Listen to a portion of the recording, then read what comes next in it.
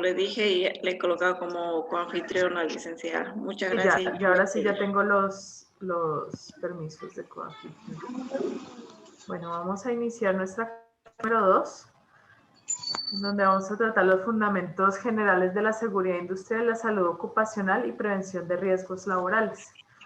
Entonces, nosotros venimos con unos objetivos y un contenido especial del módulo y teníamos que, en este contenido veremos la definición de la seguridad industrial, la introducción de temas generales de la seguridad industrial y salud ocupacional, la concientización sobre la importancia de la seguridad industrial y la salud ocupacional, las lesiones en el trabajo, accidentes y enfermedades ocupacionales, quién afecta a los accidentes, cómo puedo prevenir las lesiones en el trabajo, la seguridad industrial, salud, prevención de riesgos laborales, medicina del trabajo, higiene industrial, gestión de seguridad y salud ocupacional, gestión integral, marco normativo de seguridad y marco normativo de seguridad y salud en Bolivia, que los dos últimos temas pues los veremos en nuestro último encuentro, que será el próximo viernes. Los objetivos serán pues brindarle a ustedes los conocimientos necesarios para que el estudiante logre entender los conceptos y generalidades de la seguridad y salud en el trabajo, reconocer las principales normas en relación de la seguridad industrial y salud en el trabajo, así como dar a conocer estrategias tendientes a detectar, controlar los diferentes factores de riesgo presentes en el ambiente laboral y su influencia sobre la condición humana, de manera que los asistentes implementen medidas de prevención, educación, evaluación, tratamiento sobre los mismos en procura del bienestar de los trabajadores y la productividad de las empresas de la región. Desarrollar habilidades para seleccionar el equipo de protección personal adecuado a las actividades a desarrollar dentro de la gestión y seguridad y salud en el trabajo. Vamos a iniciar con un video. Esperemos que cargue. Estoy escuchando un retorno.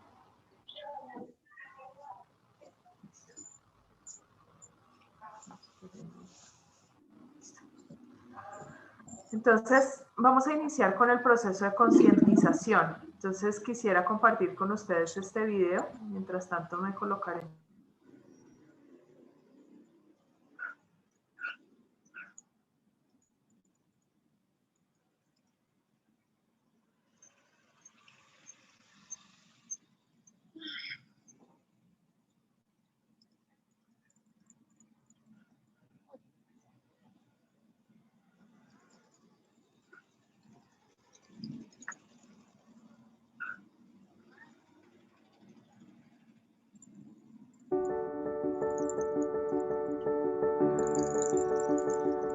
Cada vez que le digo a mi papá para jugar temprano en la mañana, él me dice: hijo, cuando se ponga un poco oscuro y llegue de trabajar, ahí jugamos. Así que me alisto para ir al colegio contento, porque sé que cuando él regrese a casa podremos jugar juntos. Tal vez saltemos la soga o juguemos a las escondidas. Aquí estamos en un cohete, volando entre las nubes. O quizás subirnos a lo más alto del mundo. Aquel es un caballero y un dragón furioso. A la escuelita con mis hermanos. O que es un fantasma. Me encanta cuando mi papá llega temprano. Y antes de dormir, jugamos un rato con mis juguetes. Él es el mejor. Ya son las 7 y mi papá va a llegar como todos los días. Siempre llega temprano. Nunca se demora.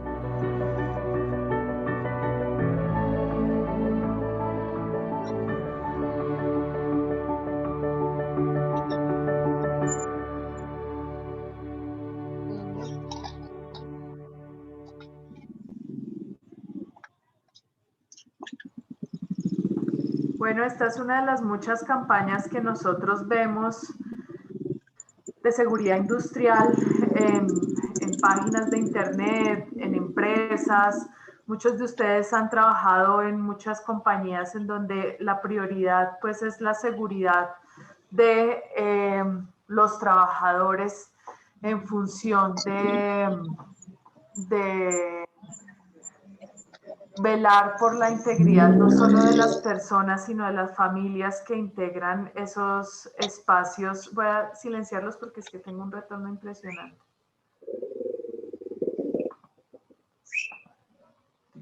Entonces, como les venía diciendo, esos procesos de concientización pues parten que la seguridad industrial se ha vuelto una responsabilidad de todos y de grandes entidades a nivel internacional. Recordemos que muchas de las legislaciones en los países están reguladas por todo lo que diga la Organización Internacional del Trabajo. Aún así, estos procesos de concientización e importancia de la seguridad y la salud en el trabajo parten también en el centro. Ustedes ven 5 de los objetivos de la OCDE, en donde también hace parte fundamental el velar por la seguridad y salud de los trabajadores, que es Better Work, y PPS, que después más adelante veremos qué es cada uno de ellos.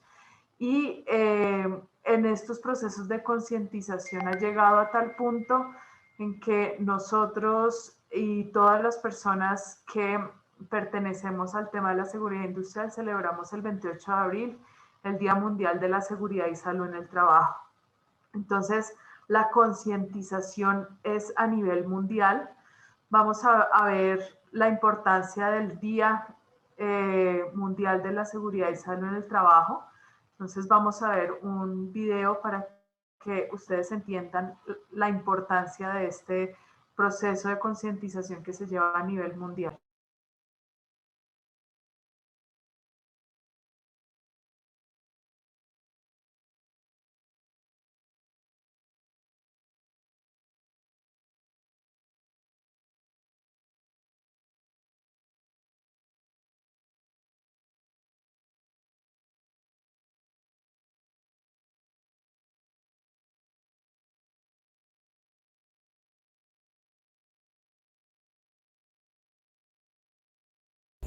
¿Qué tal, estimados colegas y amigos? Bienvenidos a Prevención 507. Hoy estaremos hablando del Día Mundial de la Seguridad y Salud en el Trabajo. ¡Iniciamos!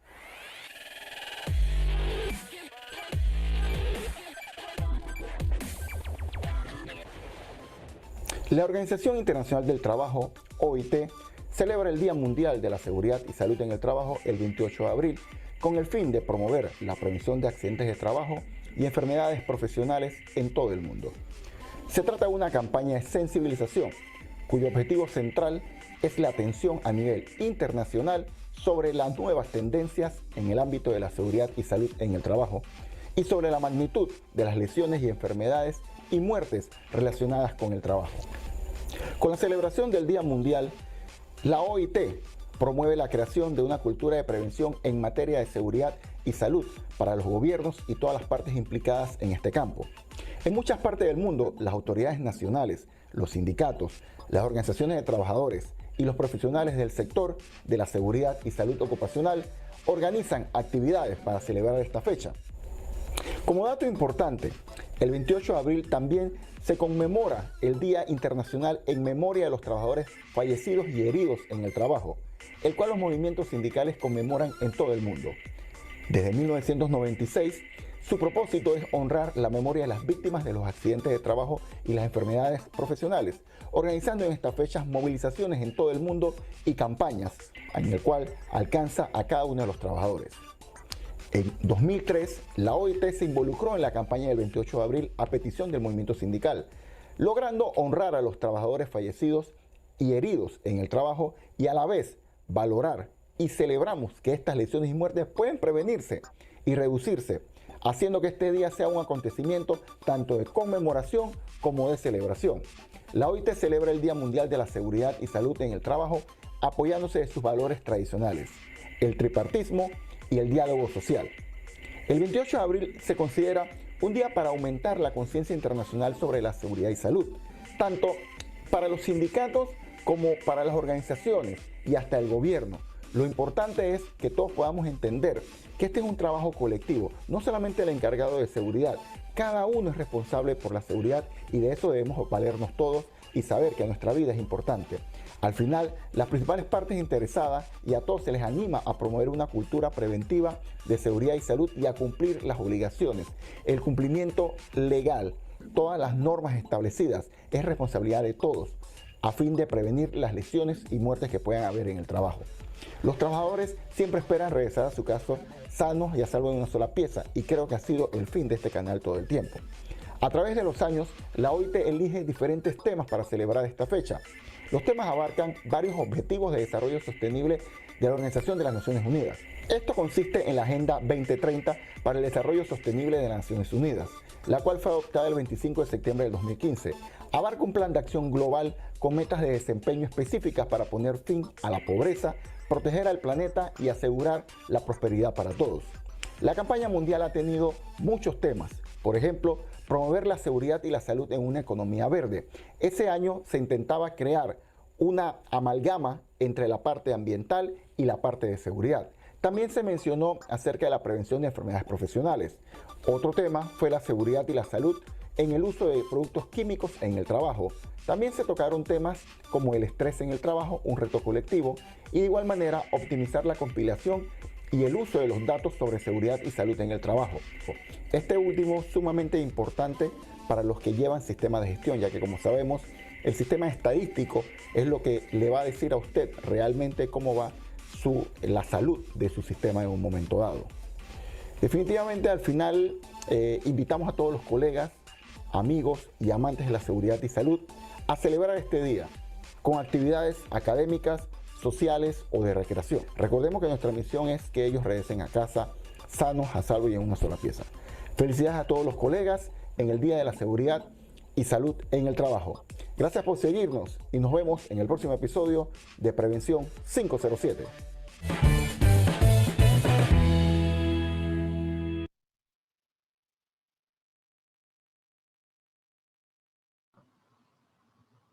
Bueno,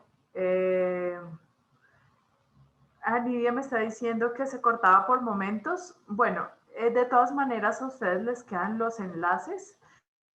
Les recomiendo mucho el canal de la persona que acabamos de ver, que tiene bastantes elementos, sobre todo para la detección de riesgos. Es un canal bastante bien elaborado en el sentido de que aporta muchísimo al conocimiento de la seguridad. En este orden de ideas nosotros lo escuchamos a él hablar de muchas cosas, inclusive la concientización que ya se vuelve a nivel mundial. Recordemos que en algún tiempo nosotros teníamos las OSHAs 18000, que era pues estándares internacionales para el tema de seguridad industrial. Con la llegada de todos estos procesos y convertirse en uno de los objetivos sostenibles de la OCDE, como nos lo decía el compañero en el video, y que la OIT ha tomado gran parte de participación en los procesos de seguridad y salud en el trabajo en las organizaciones, previendo precisamente el retorno seguro de todos los trabajadores, etcétera, ha hecho que muchos estándares migraran y se convirtiera en un movimiento prácticamente mundial el tema de la seguridad y salud en el trabajo. Recordemos que nosotros teníamos las OSHAs 18000, pero ya esto migró a la ISO 45000, que hace pues de la seguridad y salud del trabajo un estándar de orden internacional con una supervisión y unos procesos de control muchísimo más amplios dentro de las organizaciones. Él comentaba que dentro de todos los procesos nosotros en el tema de la gestión de seguridad industrial y tal como lo veíamos la clase pasada, nosotros siempre hablamos del sistema de gestión de seguridad y salud en el trabajo. Los países que hacen parte del Pacto Andino, del cual lamentablemente Bolivia no lo es, tienen una unificación de criterios legislativos en temas de seguridad y salud en el trabajo, creando y adoptando muchísimas medidas de la ISO 45000 y la OSHAs 18000 en su legislación nacional, haciendo que cualquier país que haga parte del Pacto Andino tenga las mismas normativas y sea supervisado de la misma manera. Pero después vamos a ver cómo en la próxima clase cómo Bolivia hace parte de esto. Tiene su propia legislación en ese sentido, me refiero. Recordemos, vamos a hacer un recorderis de lo que nosotros habíamos visto de la gestión. Perdón, un segundo. De la gestión de seguridad y salud en el trabajo, en donde pues habíamos dicho que el riesgo es la combinación de la probabilidad del suceso y de su consecuencia, y el riesgo es el efecto de la incertidumbre sobre los objetivos. Ese riesgo tendrá un efecto y finalmente designar un objetivo específico dentro de la organización.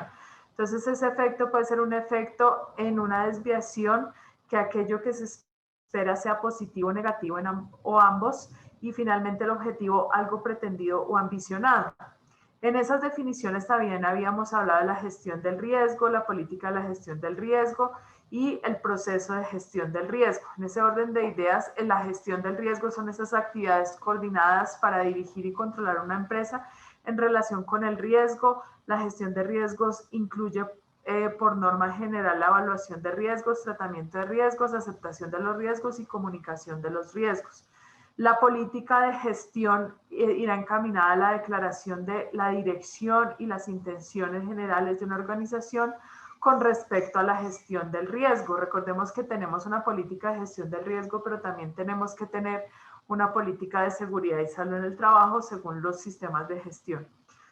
Tenemos proceso de gestión del riesgo, que es la ampliación sistemática de las políticas, los procedimientos, las prácticas, la gestión de actividades de comunicación, consulta de establecimiento del contexto y de identificación, análisis y evaluación, tratamiento y monitoreo de los riesgos.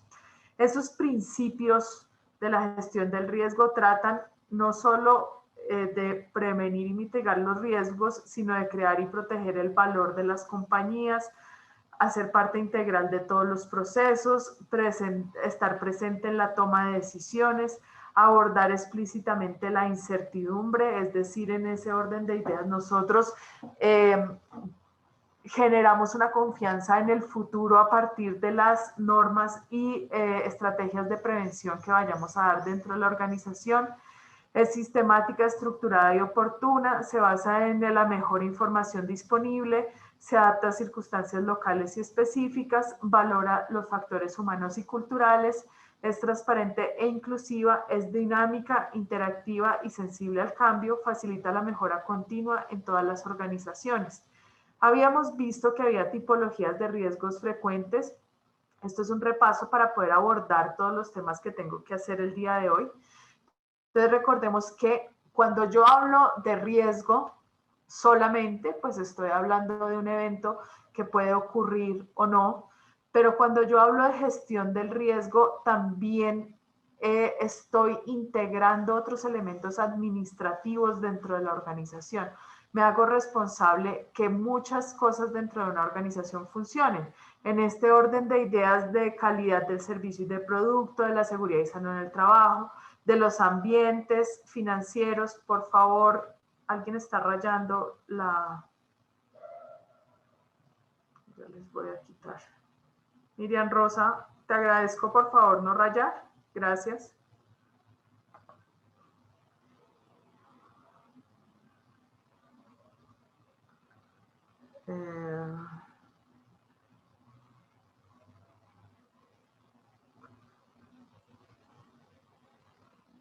Perdón un momento, voy a tratar de borrar.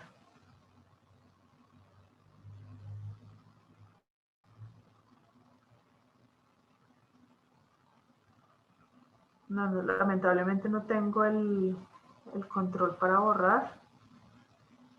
Licenciada Morín, ¿me pudieras colaborar con borrar la...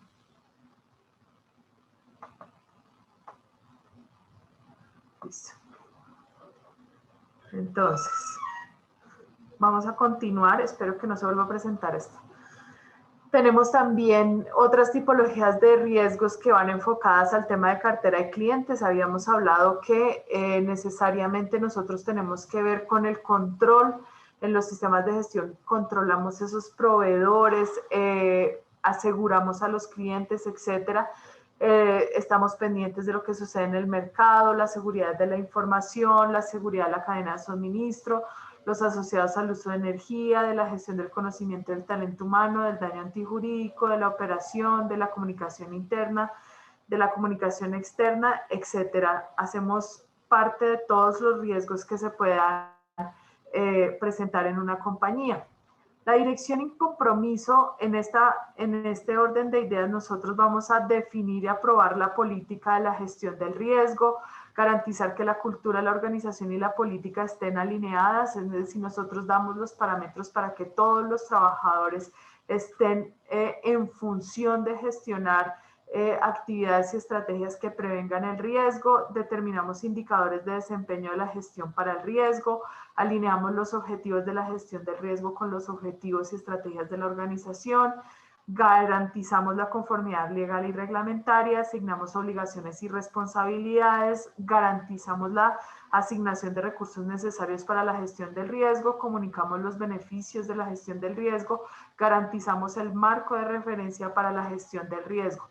Todo esto nos va a permitir actuar en un marco general de la gestión del riesgo, que cómo se hace, tal como lo vemos acá. Establecemos el contexto específico en donde nosotros estamos trabajando, es decir, la normativa legal del país, de la empresa y de todos los actores que hacen parte de este proceso de la seguridad industrial. Identificamos los riesgos, analizamos, evaluamos los riesgos y finalmente le damos un tratamiento, pero nada de esto funciona si no lo comunicamos y los consultamos o si no hacemos monitoreo o revisión del mismo. ¿Cómo evaluamos ese contexto estratégico? Es decir, iniciamos, como lo veíamos en el elemento anterior, con la comunicación y la consulta, es decir, entendemos cuando ingresamos a una empresa cuáles son los objetivos estratégicos organizacionales, etcétera, y cuáles son sus objetivos en función de los empleados, las jornadas laborales, los riesgos que tiene la empresa, etcétera, y definimos ese contexto estratégico.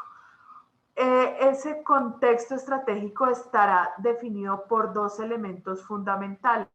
El contexto interno, en donde yo examino las metas, propósitos, objetivos, planes estratégicos, estructura organizacional y los recursos que yo tengo, y un contexto externo en donde yo examino el sector, las regulaciones, la oferta, la demanda, los precios, los canales de comercialización, el reconocimiento de la marca, métodos de comercialización, productos sustitutos, mercado ilegal o desleal, etcétera. O sea, ese contexto externo llevará implícito unos elementos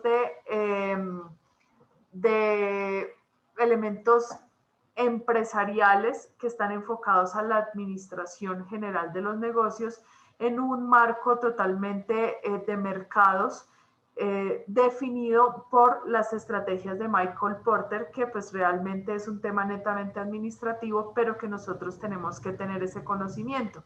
Y aquí está todo lo que habla Michael Porter, cómo se comercializa, cuáles son los productos que pueden entrar a cambiar los productos de nuestra compañía, etcétera, cuáles son los marcos legales en los que se está moviendo mi compañía.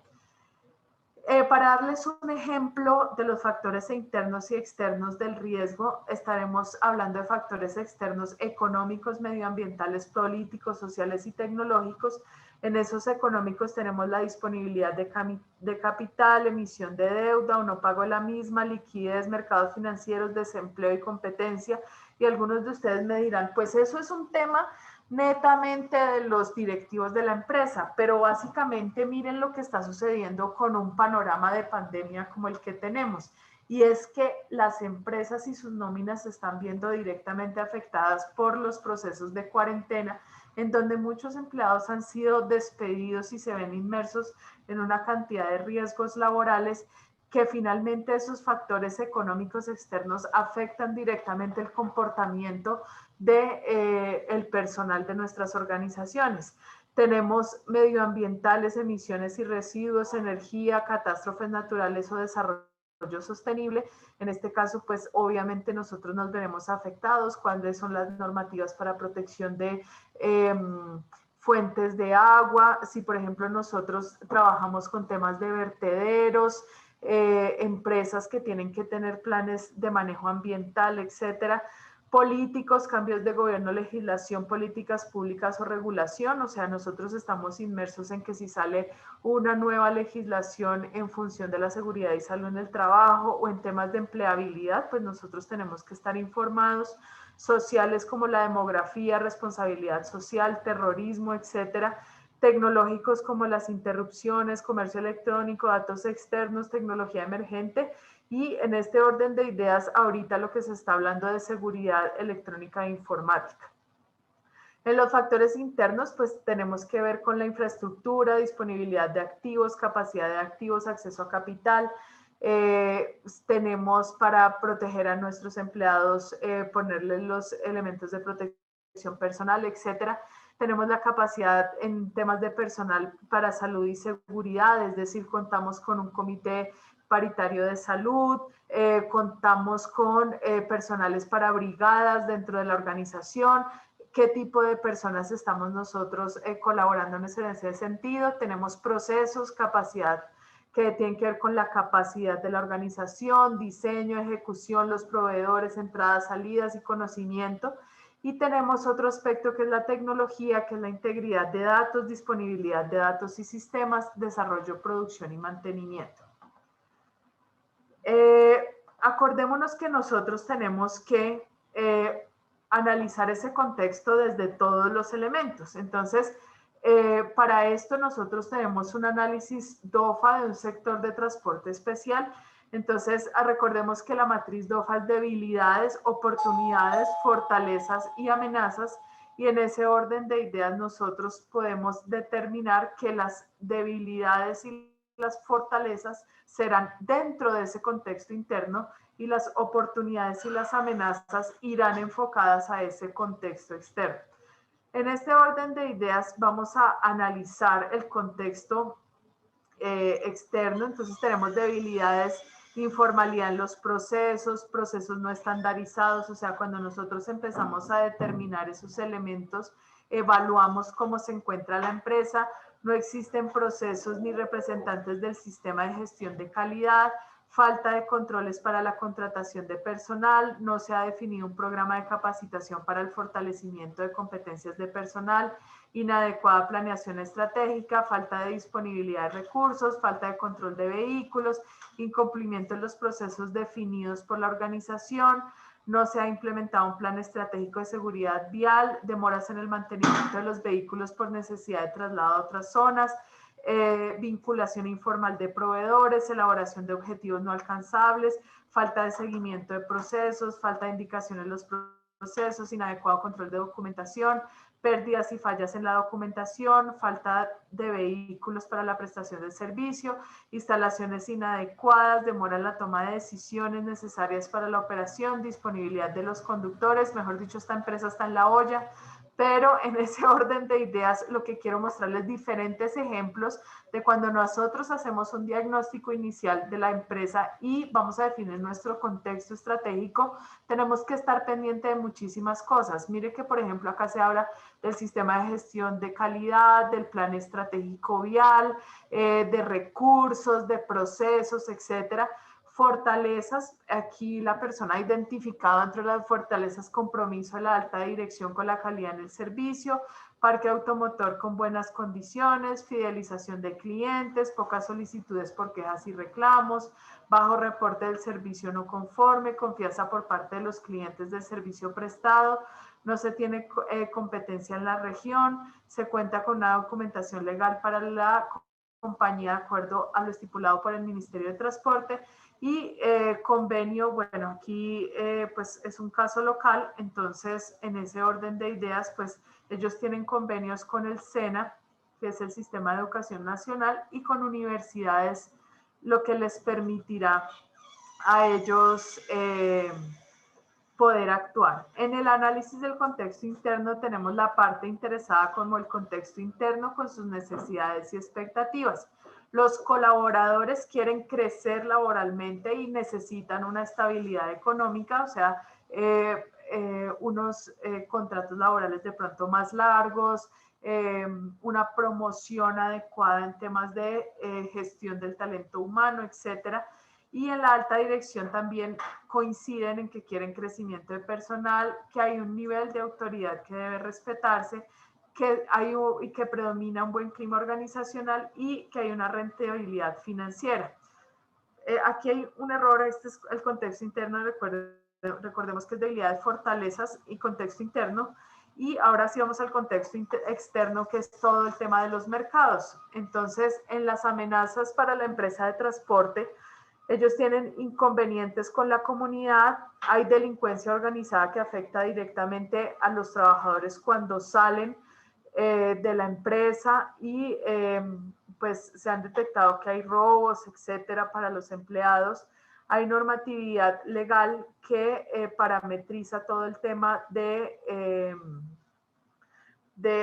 la prestación de servicios de transporte, es decir, debo entender que hay, por ejemplo, la revisión de alcoholimetría, etcétera, que me exige la legislación que, por ejemplo, para los transportadores lo debo hacer.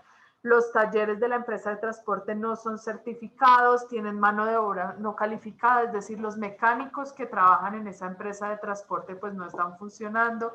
Hay baja calidad de los productos comprados, narcotráfico, lavado de activos y financiación del terrorismo. Bueno, este es un caso muy particular de Colombia, pero entonces pues tampoco es ajeno el tema de Latinoamérica en este tema.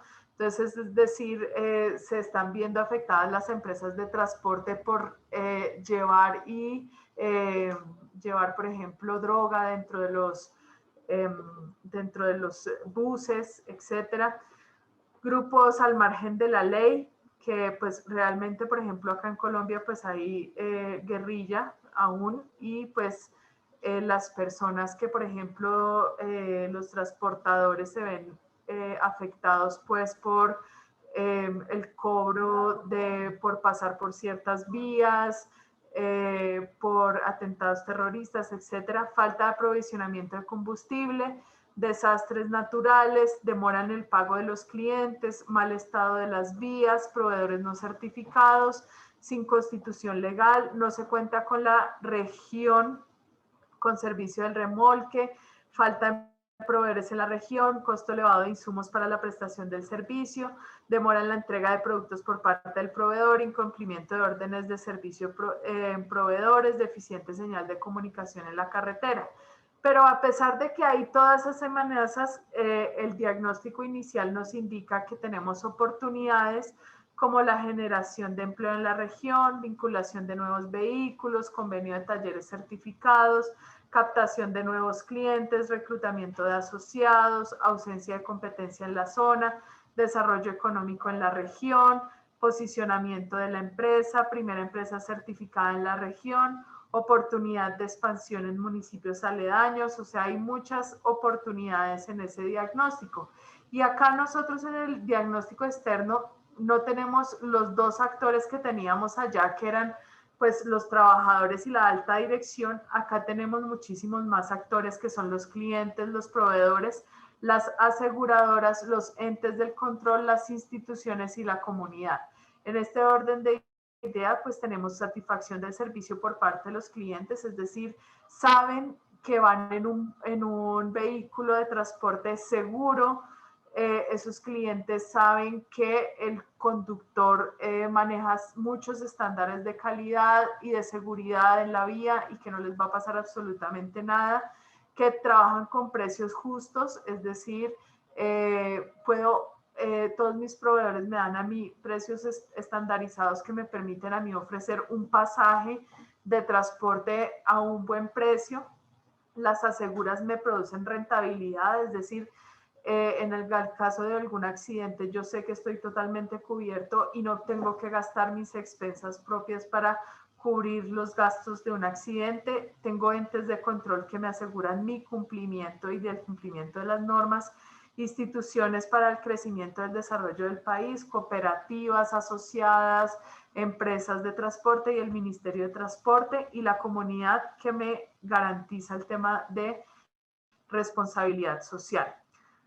Nosotros en cada uno de los pasos hemos hablado de muchísimos documentos de seguridad industrial, es decir, cuando yo hablaba ahí el sistema de seguridad y salud en el trabajo, los planes de no sé qué, pero ¿qué es todo eso? Entonces vamos a introducirlos a ustedes a diferentes elementos conceptuales que tienen que ver con los documentos de la seguridad industrial, es decir, ustedes que pasen al siguiente módulo entendiendo no solo las definiciones alrededor de la seguridad industrial, sino las definiciones alrededor de cada uno de los elementos reglamentarios y documentales de la seguridad industrial. Primero vamos a ver el reglamento, vamos a ir de lo macro, o sea, de lo más grande a lo más pequeño. El reglamento es el conjunto organizado de preceptos o reglas, lo elabora la autoridad competente en la organización o en el ámbito en el cual se aplica. Establece lo que está permitido y lo que está proscrito en los diferentes campos de actuación. El reglamento establece unos límites precisos al comportamiento de quienes se rigen por él. A diferencia del lineamiento, el reglamento sí contiene normas específicas aplicadas a conductas concretas. Aquí les traje algo que es supremamente fundamental. Nosotros tenemos el reglamento de seguridad y salud en el trabajo, pero muchas veces se nos olvida que dentro de las organizaciones nosotros estamos velando por el cumplimiento de esos reglamentos. Aquí tenemos el más conocido de todos, que es el reglamento interno de trabajo, que como lo ven en la parte inferior, debe estar publicado y comunicado a todos los empleados de manera visible en un lugar donde todos puedan acceder a él. Recordemos que el reglamento interno de trabajo, como cualquier reglamento, debe estar dividido por capítulos con sus respectivos nombres, y si hay alguna derogación o modificación de algún artículo, debe estar implícita dentro del reglamento interno de trabajo. Acá tenemos todas las partes constitutivas y cómo se debe publicar al interior de las organizaciones. Muchas veces ustedes dicen, no, el reglamento interno de trabajo pues es solo para las empresas del sector minero, las empresas del sector de productos, pero también para las empresas de prestadoras de servicios como lo son las universidades. Seguimos con el procedimiento. El procedimiento se refiere al conjunto de acciones que se deben llevar a cabo siempre de la misma manera para conseguir el mismo resultado en el marco de las mismas circunstancias. En otras palabras, el procedimiento estandariza la forma de llevar a cabo una acción determinada, crea un método. Los procedimientos recopilan el saber hacer probado. Vamos a ver por qué. Esto quiere decir que son el resultado de conocimientos, experiencias y acuerdos sobre la mejor manera de actuar para alcanzar un propósito específico. Los procedimientos desglosan las acciones a realizar con base en lo señalado en todos los documentos anteriores, lineamientos, reglamentos y manuales. Vamos a ver dos tipos de procedimiento y cómo se especifican. El del lado izquierdo ustedes ven que está determinado por las normas de calidad. En este orden de ideas yo lo incluyo dentro de un formato específico donde tengo básicamente el flujograma, que es este, que es un diagrama de flujo en donde yo utilizo cada uno de los convenios que tienen, o sea, actividades a realizar, hito, continuación, utilizo todos los elementos que me da el flujograma. En este caso, por ejemplo, acá es un documento. Cuando yo veo este símbolo quiere decir documento, procedimiento, inicio, etcétera. Pero cuando está enmarcado en normas de calidad,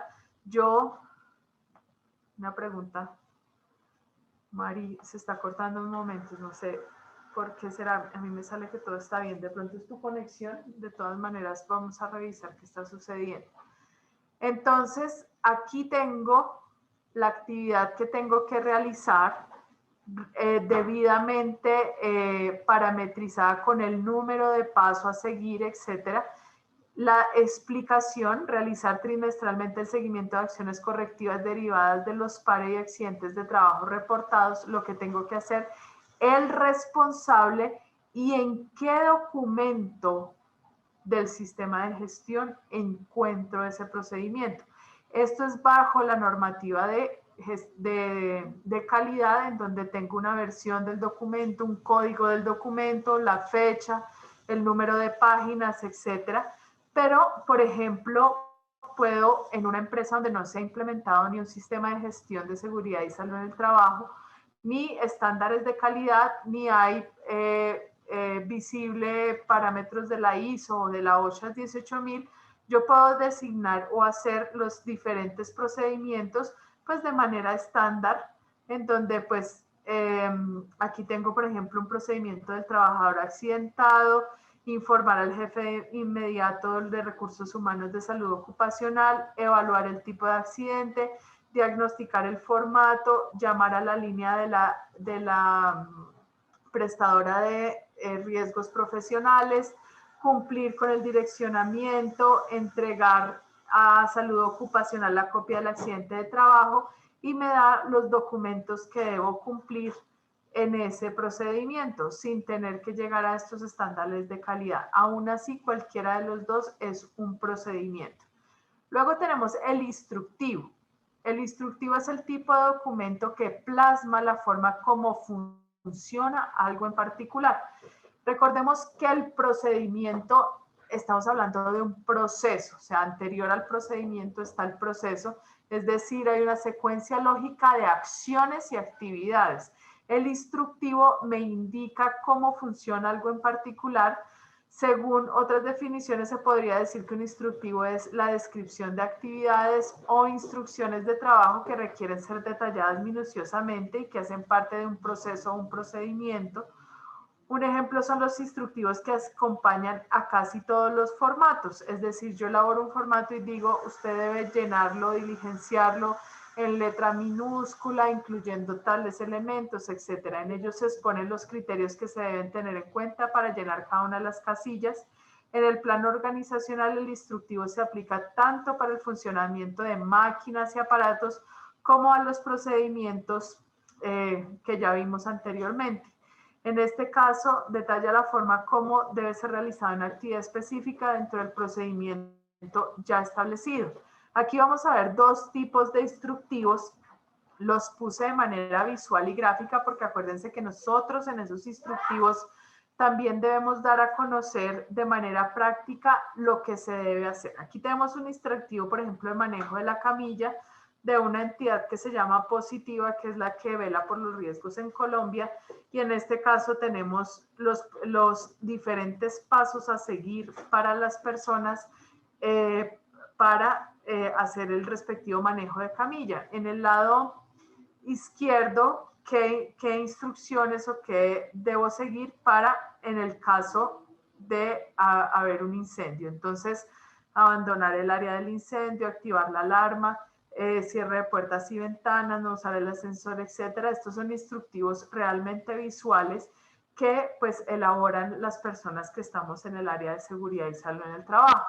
Luego tenemos el formato. ¿Qué es el formato? Es una estructura predeterminada que define la forma en que se registra, se guarda, se presenta algo.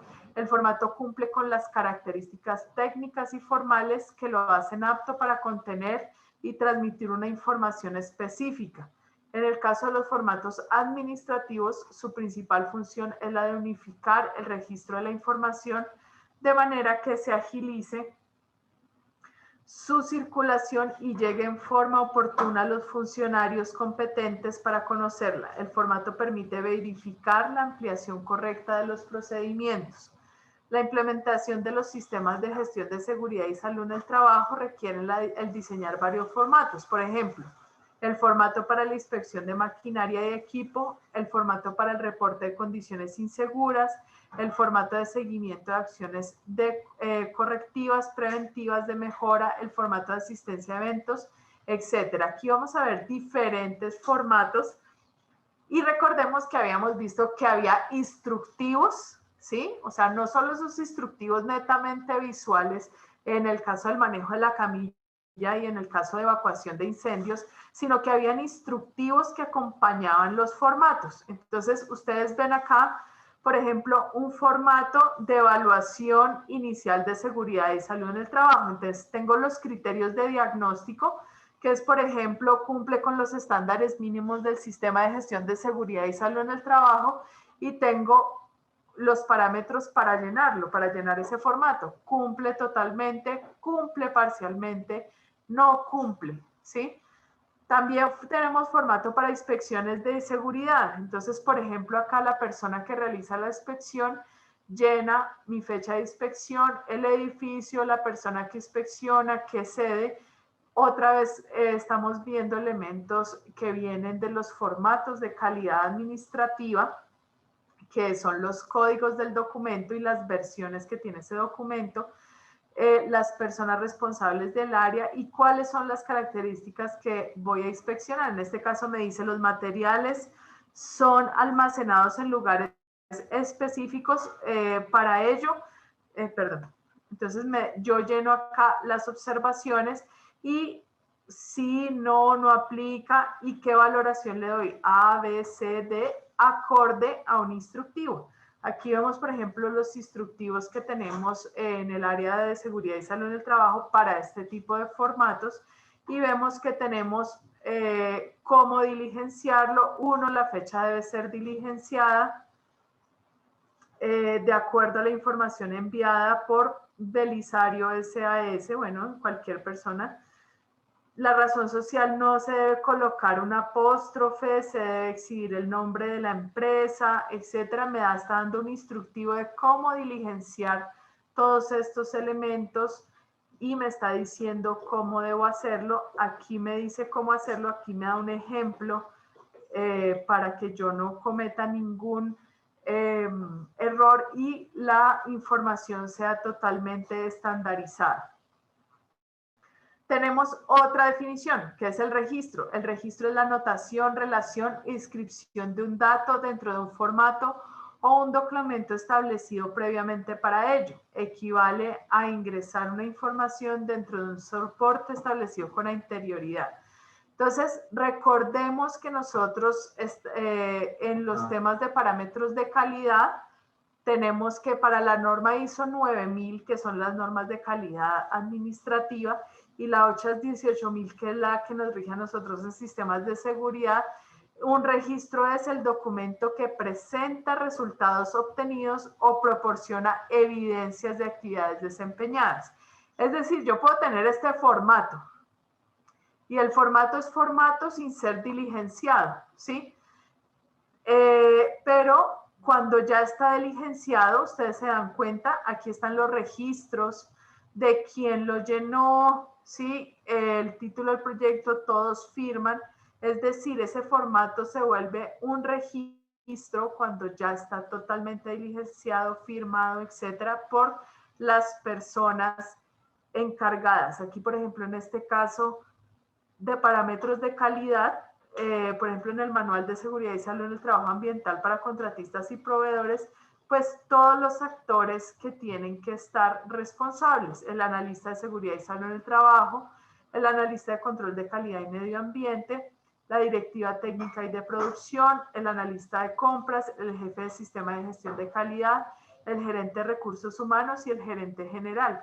En este caso, pues, por ejemplo, que es unas notas específicas se llenan pues con los registros específicos. Un programa. El programa es el documento que contiene los pasos a seguir secuencialmente para llevar a cabo un plan. Es en realidad el desglose del plan. Debe contener las acciones e implementar en secuencia cada una de ellas. Debe apuntar hacia un objetivo definido. Dentro de la Ley General de Higiene, Seguridad Ocupacional y Bienestar, que es la que aplica en el caso de Bolivia, que es de la del 1 de mayo de 1979, se contempla la obligatoriedad del diseño de programas preventivos de higiene y seguridad. Entonces aquí vemos que hay diferentes programas. Hay unos programas que dentro de los sistemas de gestión de seguridad y salud en el trabajo se vuelven de carácter obligatorio y son los que tienen que ver con la supervisión de todos los recursos involucrados en la empresa.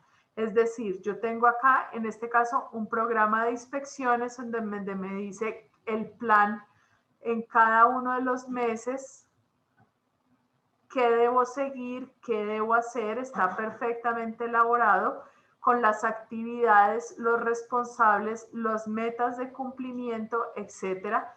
Aquí nuevamente tenemos las inspecciones realizadas en temas de alturas, inspecciones para condiciones de seguridad y de inseguridad detectadas, las actividades del responsable, aquí tenemos enero, febrero, marzo, abril, tengo un programa con unos planes específicos en cada uno de los elementos, aquí me dice si está por ejecutar, ejecutado, etcétera, cuáles son todos los inconvenientes y desarrollo un programa de inspecciones que me permita el cumplimiento de mis objetivos. Pero además de estos programas de inspecciones que se dan como al interior de las organizaciones, hay unos programas de prevención que hacen parte también de los programas de los sistemas de gestión de seguridad y salud en el trabajo y que son responsabilidad de todos nosotros como inspectores, ingenieros, diseñadores de estos tipos de sistemas, que son, por ejemplo, los programas de prevención del uso de alcohol y drogas en las organizaciones. Entonces, el de uso del tabaco, hay programas de prevención, por ejemplo, por temas de deserción laboral, y yo elaboro unos programas con unos planes específicos para seguir. Luego, el plan es una descripción ordenada de las intenciones o propósitos a corto plazo en un área establecida. El plan apunta a remediar, corregir, perfeccionar o expandir alguna circunstancia que en el momento no funciona de manera óptima. El plan aplica los criterios contenidos en la política en un área concreta, por ejemplo, el plan de trabajo anual. Entonces acá, por ejemplo, recordemos que son de áreas establecidas, ¿sí? Entonces, por ejemplo, acá el plan de trabajo del sistema de gestión de seguridad y salud en el trabajo. Entonces, ¿cuál es mi objetivo? ¿Sí? ¿Cuál es mi meta propuesta? ¿Cuáles son las actividades, los responsables? Y nuevamente ese plan anual de trabajo que estará dentro del programa de seguridad y salud en el trabajo, pues mi plan de trabajo estará en enero, que se cumplió en febrero, qué debo hacer, etcétera, y voy marcando cuáles son las, por ejemplo, capacitaciones que tenga que hacer dentro de ese trabajo, etcétera. Además de ese plan de trabajo, podríamos tener el plan de emergencias que está dentro del programa de mitigación de riesgos. Entonces, tengo el plan de emergencias y lo mismo, aquí en mi plan de emergencias lo puedo también hacer visible dependiendo cuál sea mi cliente interno de la compañía al cual yo tenga que explicarle todos esos elementos. Entonces tengo, perdón, voy a ver que hay una duda por acá.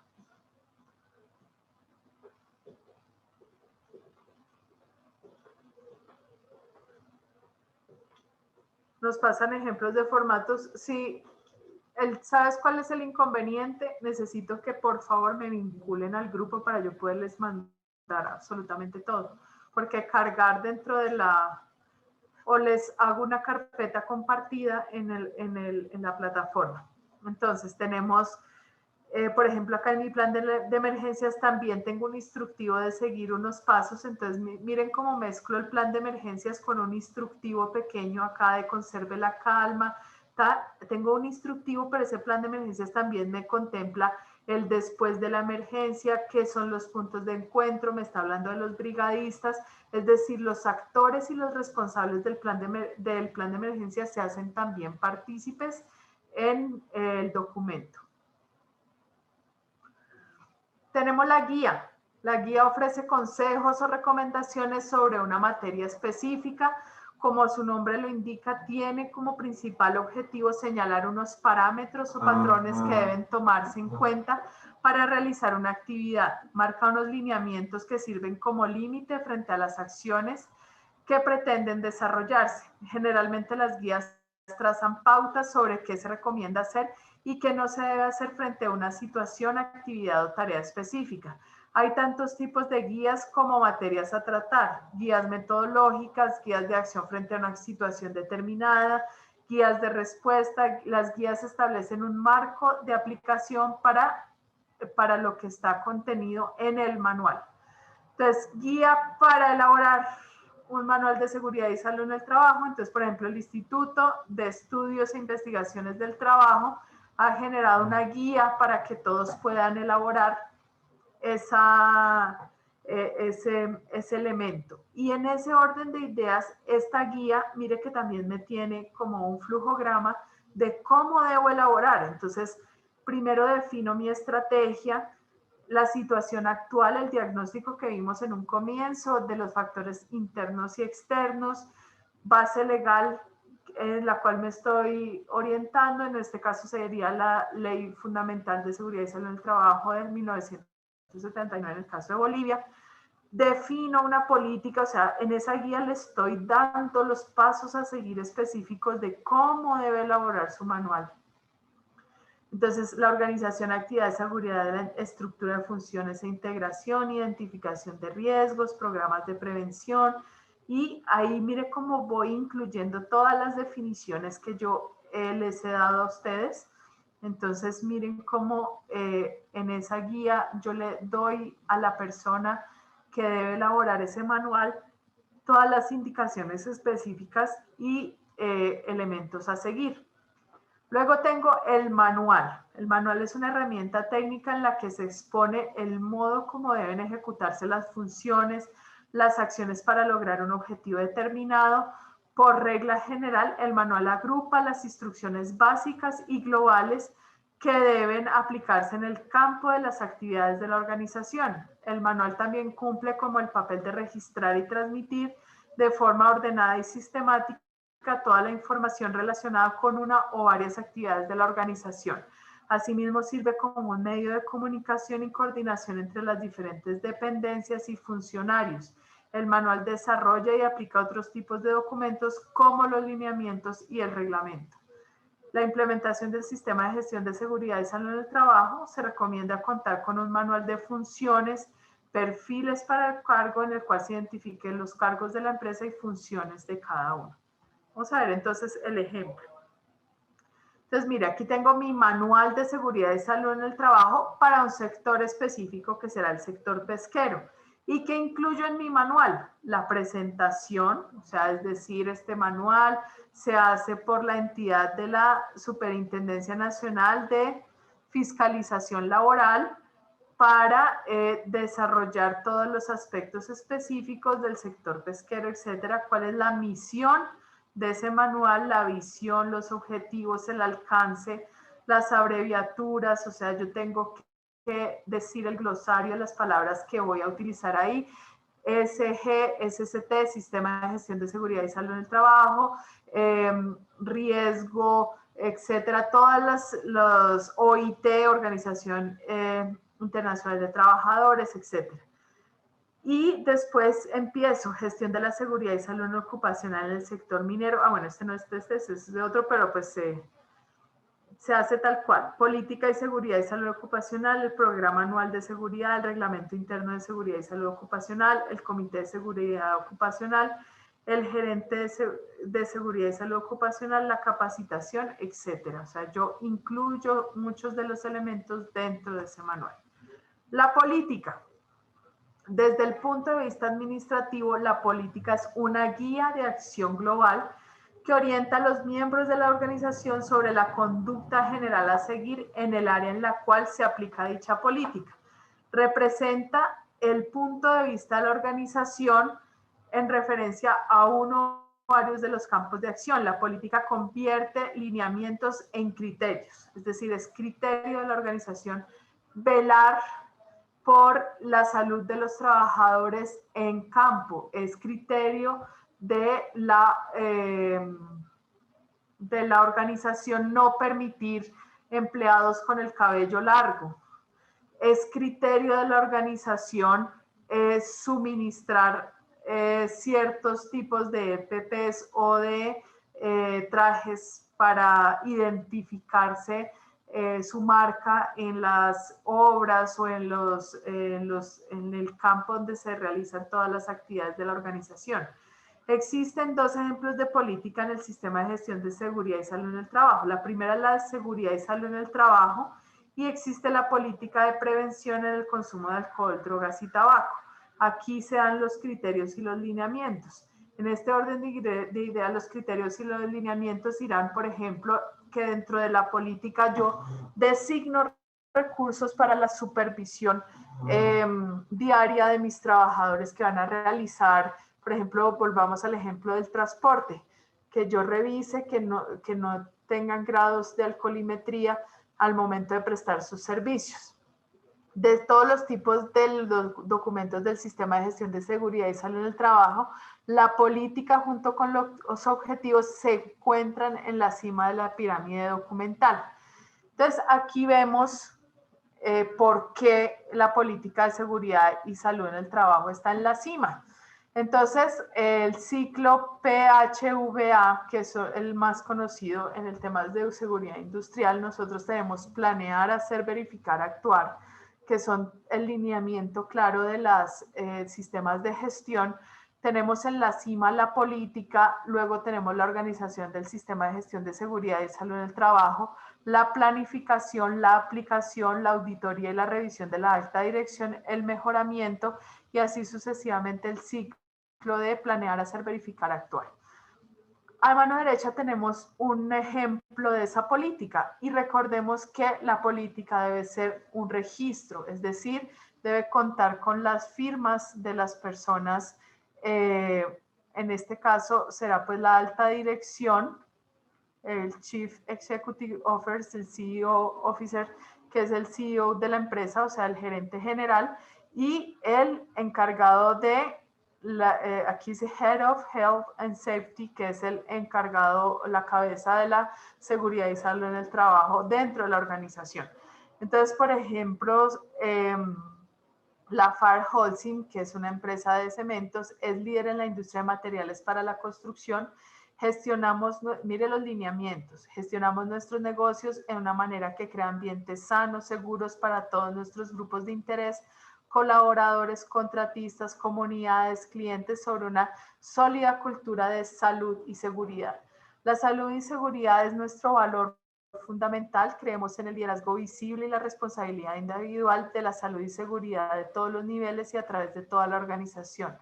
Nada de lo que hacemos vale la pena si implica daños a las personas. Nuestro compromiso: desarrollar nuestros negocios con el objetivo de cero daños, o sea, ahí está la responsabilidad social, proporcionar condiciones de trabajo sanas y seguras para nuestros colaboradores y contratistas, mantener el sistema de gestión y seguridad diseñado de la mejor forma, de forma continua nuestro desempeño y minimizar activamente los riesgos de nuestro negocio, cumplir con todos los requisitos regulatorios de la industria y corporaciones aplicables, informar abiertamente a todos nuestros grupos de interés sobre los aspectos relevantes en seguridad y salud en el trabajo. ¿Cuáles son los grupos de interés?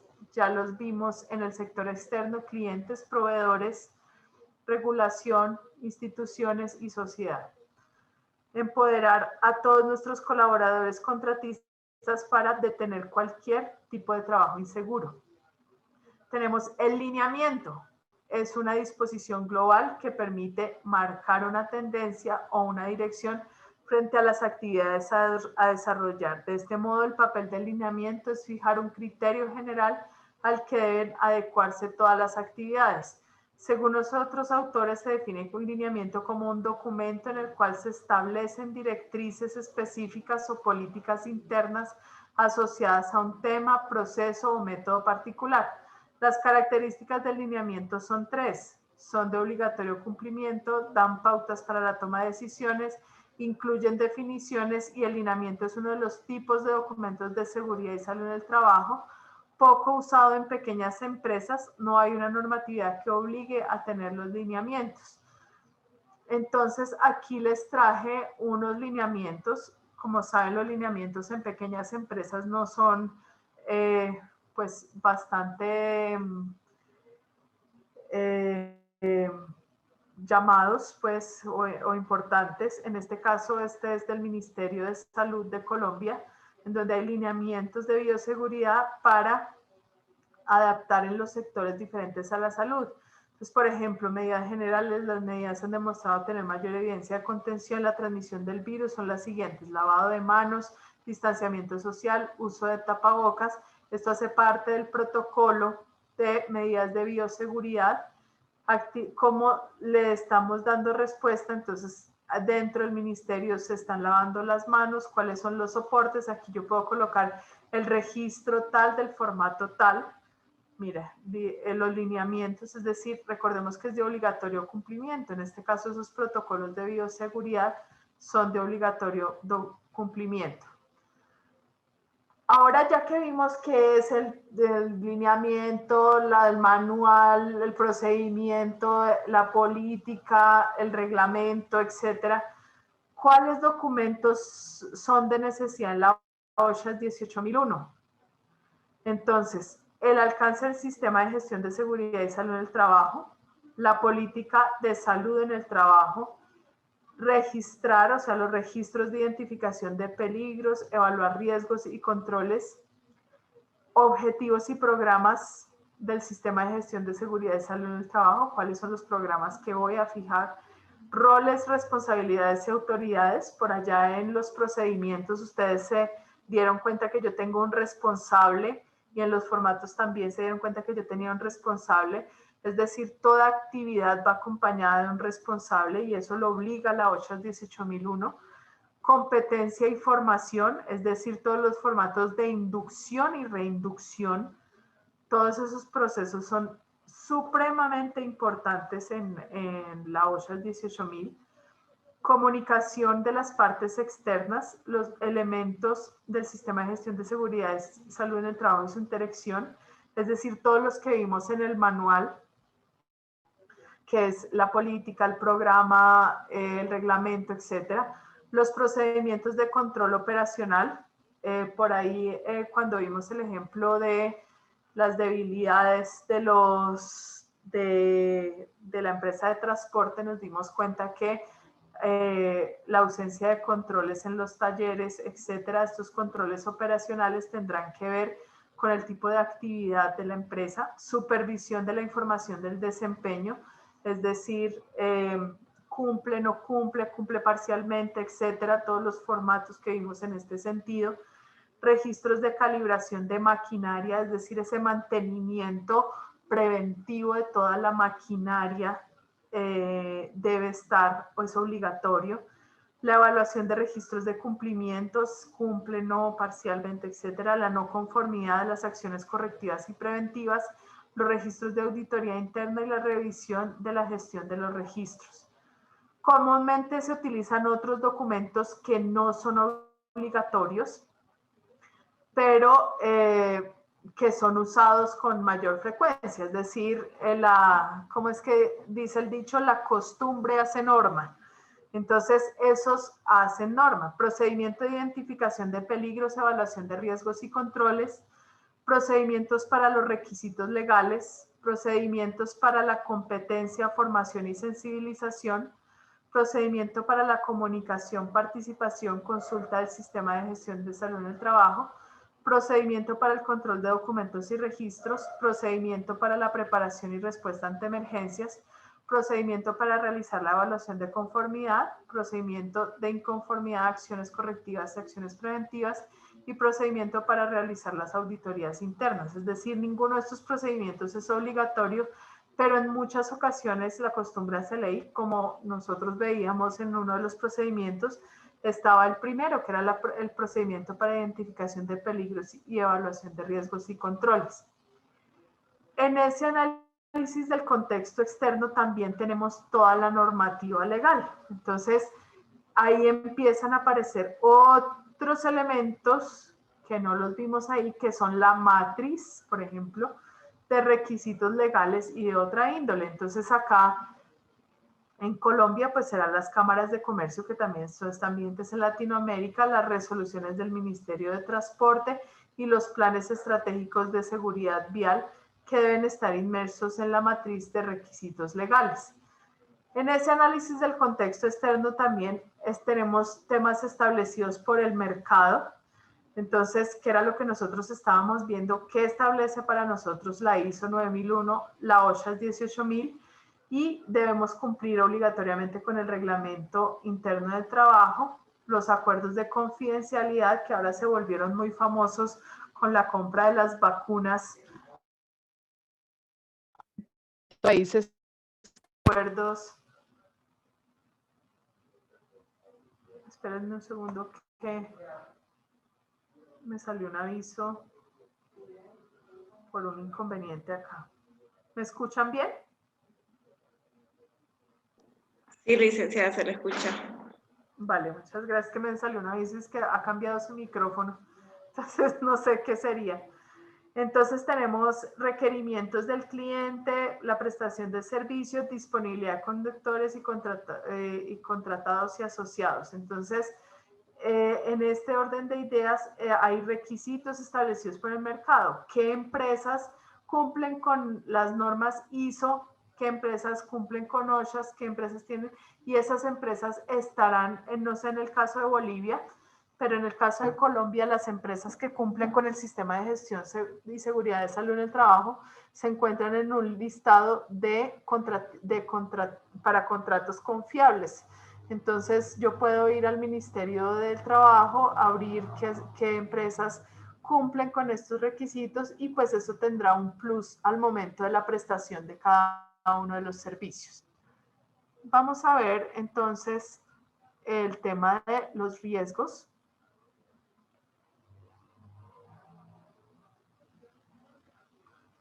Listo. Entonces, vamos a ponerles un video para que puedan entender el tema de los riesgos.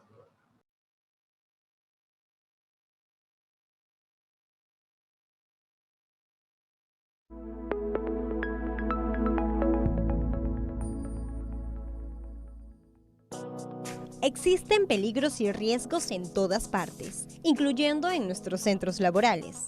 Una correcta identificación de peligros y evaluación de riesgos laborales es imprescindible, porque permitirá aplicar controles en aquellos riesgos que lo ameritan. Para ello, es importante empezar conociendo aquellas definiciones que están asociadas con esta temática. Empecemos. Definición de peligro. Fuente con un potencial para causar lesiones y deterioro de la salud. Definamos ahora riesgo para la seguridad y salud en el trabajo. Combinación de la probabilidad de que ocurran eventos o exposiciones peligrosos relacionados con el trabajo y la severidad de la lesión y deterioro de la salud que pueden causar los eventos o exposiciones. Continuemos. Definición del concepto de incidente. Suceso que surge del trabajo o en el transcurso del trabajo que podría tener o tiene como resultado lesiones y deterioro de la salud. Y finalmente, el concepto de lesión y deterioro de la salud. Efecto adverso en la condición física, mental o cognitiva de una persona. Pongámoslo más claro. Los peligros se identifican y podríamos realizarlo mediante la siguiente pregunta. ¿En qué circunstancias una fuente, ya sea una máquina, persona, animal, actividad, etc., podría ocasionar un incidente? Ahora, una vez identificado el peligro, recordemos, para que exista un incidente, primero es necesario que ocurra un evento o suceso no deseado. Entonces preguntémonos, ¿qué tipo de evento tendría que ocurrir? Una vez ocurrido este evento, volvamos a preguntar, ¿qué tipo de consecuencias traería dicho evento? A esto llamamos incidente, a un evento y sus consecuencias, en donde podríamos distinguir que existen tres grandes grupos. Uno, que después de un evento o suceso no deseado, traerá lesiones inmediatas al trabajador. Por ejemplo, una laceración, excoriación, hematoma, etc., a lo que denominaremos accidente laboral. 2. Que después de un evento o suceso no deseado, traerá lesiones paulatinas al trabajador. Por ejemplo, hipoacusia inducida por ruido, síndrome del túnel carpiano, neurosis laboral, etc., a lo que denominaremos enfermedad laboral. Y 3. Que después de un evento o suceso no deseado, pudo causar lesiones y generó daños materiales, a lo que denominaremos cuasi accidente laboral. Una vez producido el incidente, se deberían realizar investigaciones para poder determinar acciones. Pero, ¿en dónde aparece el riesgo? El riesgo podríamos decir que es la brecha que existe entre el peligro y el incidente. Es allí donde realizamos una evaluación del riesgo, identificando el nivel de probabilidad de que ocurra el suceso o evento no deseado, y luego identificando el nivel de la consecuencia del suceso o evento no deseado. La combinación de estos dos niveles nos indicará el nivel del riesgo alto, riesgo moderado y riesgo bajo. Y de acuerdo con estos resultados, deberíamos aplicar controles según lo establecido en el requisito número 8.1.2 de esta norma. Por ejemplo, ¿en qué circunstancias esta fuente podría ocasionar un incidente? Veamos el escenario.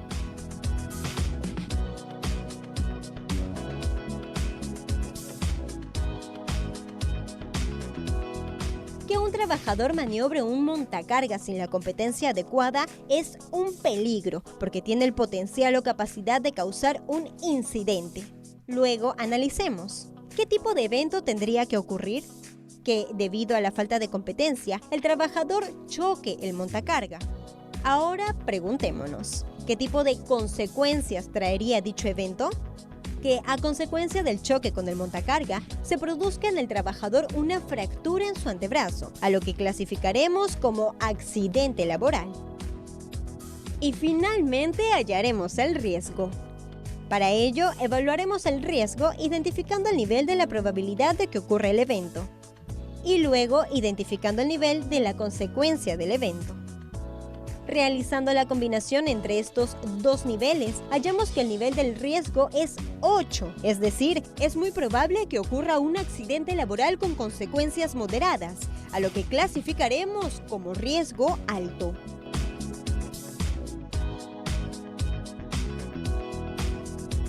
Ejemplo número 2. Pregunta. Veamos el escenario.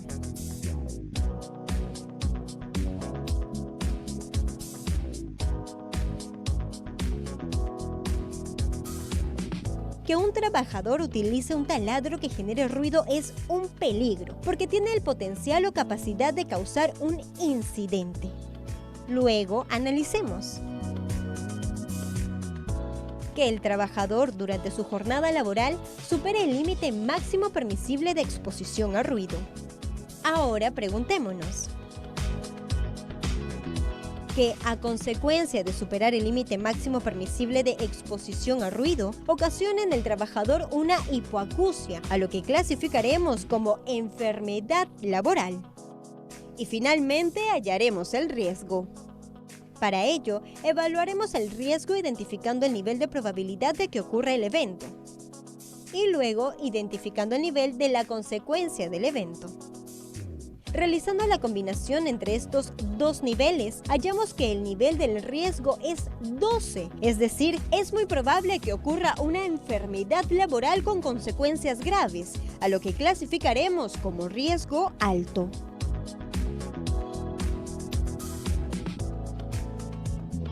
Ejemplo número 3. Pregunta. Veamos el escenario.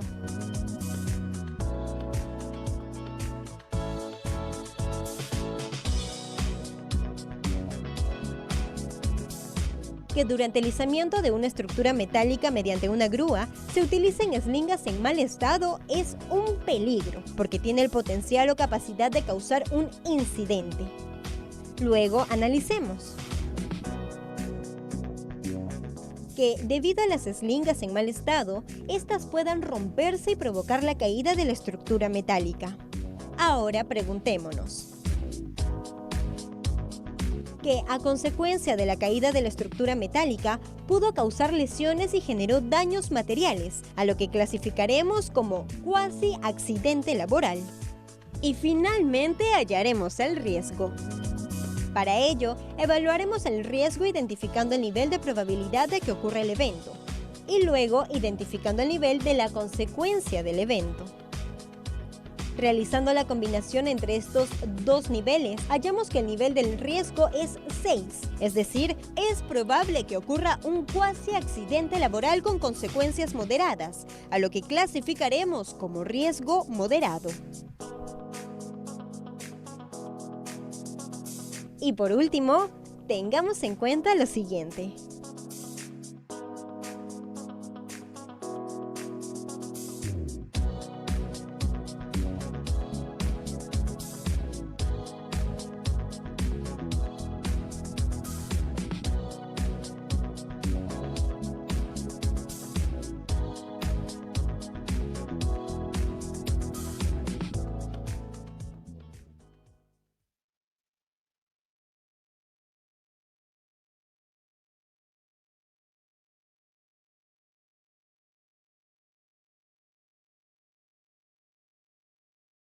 Bueno, Mari me indica que no está escuchando bien. O sea, de todas maneras, todos los videos que yo coloco tienen abajo la dirección electrónica sobre la cual ustedes pueden ir y hacer la respectiva revisión.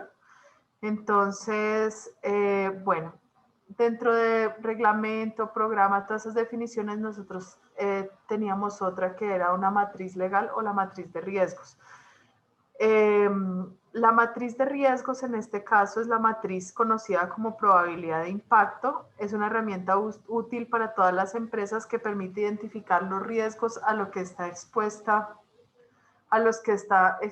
la empresa. De esta forma, las compañías pueden determinar los niveles aceptables de exposición a aquellos, así como establecer control apropiado frente a los mismos y monitorear la efectividad del método de control elegido. Físicamente es una guía visual que permite, mediante su diseño, una rápida identificación de prioridades que deben ser atendidas. De esta forma, también acelera la toma de decisiones. La matriz de riesgo debe presentar ciertas características para que pueda cumplir su función. Estas son: debe ser sencilla, tanto en la forma como se elabore. Ustedes se dieron cuenta que solo tiene 4 variables, es decir, la probabilidad de ocurrencia y el tipo, si es leve, moderado o alto, etcétera. O sea, las variables mínimas de cruce. Debe ser flexible para que se puedan documentar los diferentes procesos de la empresa, así como hablar de forma global los riesgos de aquella. Debe permitir hacer comparaciones en diferentes proyectos. Allá vimos 3 tipos de accidentes y pues las comparaciones que se hacían de las diferentes variables, y permitir realizar un diagnóstico objetivo de todos los factores del riesgo a los que está expuesto el negocio. Acordémonos que en la gestión del riesgo nosotros también teníamos que evaluar, cuando implementamos el sistema de gestión, pues otros tipos de riesgos que tendrán que ver con el mercado, con los temas de legislación, etcétera. Tenemos la justificación de la organización en las políticas, la justificación de la organización para gestionar el riesgo, vincular entre los objetivos y las políticas de la organización la política para la gestión del riesgo. Es decir, si en este sentido mi empresa está destinada a hacer ciertas labores y tener ciertas actividades como lo que veíamos de Holcim, esos compromisos específicos, esa política debe también hacer este tipo de acciones. Forma de tratar los conflictos de interés, la disposición de los recursos, es decir, ponemos a la disposición de nuestros trabajadores los elementos de protección personal, etcétera. Todo eso debe decir la política. Medición y reporte del desempeño de la gestión del riesgo y el compromiso de revisar y la mejora continua. Entonces, mire que la identificación de riesgos, que era nuestro segundo, entonces esa identificación de riesgos dentro de nuestro contexto estratégico, ya nosotros vimos cuál era ese contexto con todos esos elementos que metimos ahí, de factores internos, externos y los tipos de documentos que debo llenar. Ahora tenemos la identificación de riesgo, que fue lo que vimos en el video. En esa identificación de riesgos, yo digo qué tipo de actividad, es una actividad rutinaria o no rutinaria. Por ejemplo, no sé, una actividad de mantenimiento dentro de una planta. O sea, el cambio, por ejemplo, de tejado dentro de una planta de procesamiento de alimentos. Es una actividad que se realiza que no es rutinaria, o sea, la rutinaria sería la producción de alimentos, la no rutinaria sería una actividad que pasa a desarrollarse como el mantenimiento de las instalaciones, que se hace a nivel preventivo de vez en cuando o a nivel correctivo en algún momento. Actividad, por ejemplo, la conducción, el escenario de análisis normal, anormal o de emergencia. Aquí tenemos los sucesos diferentes.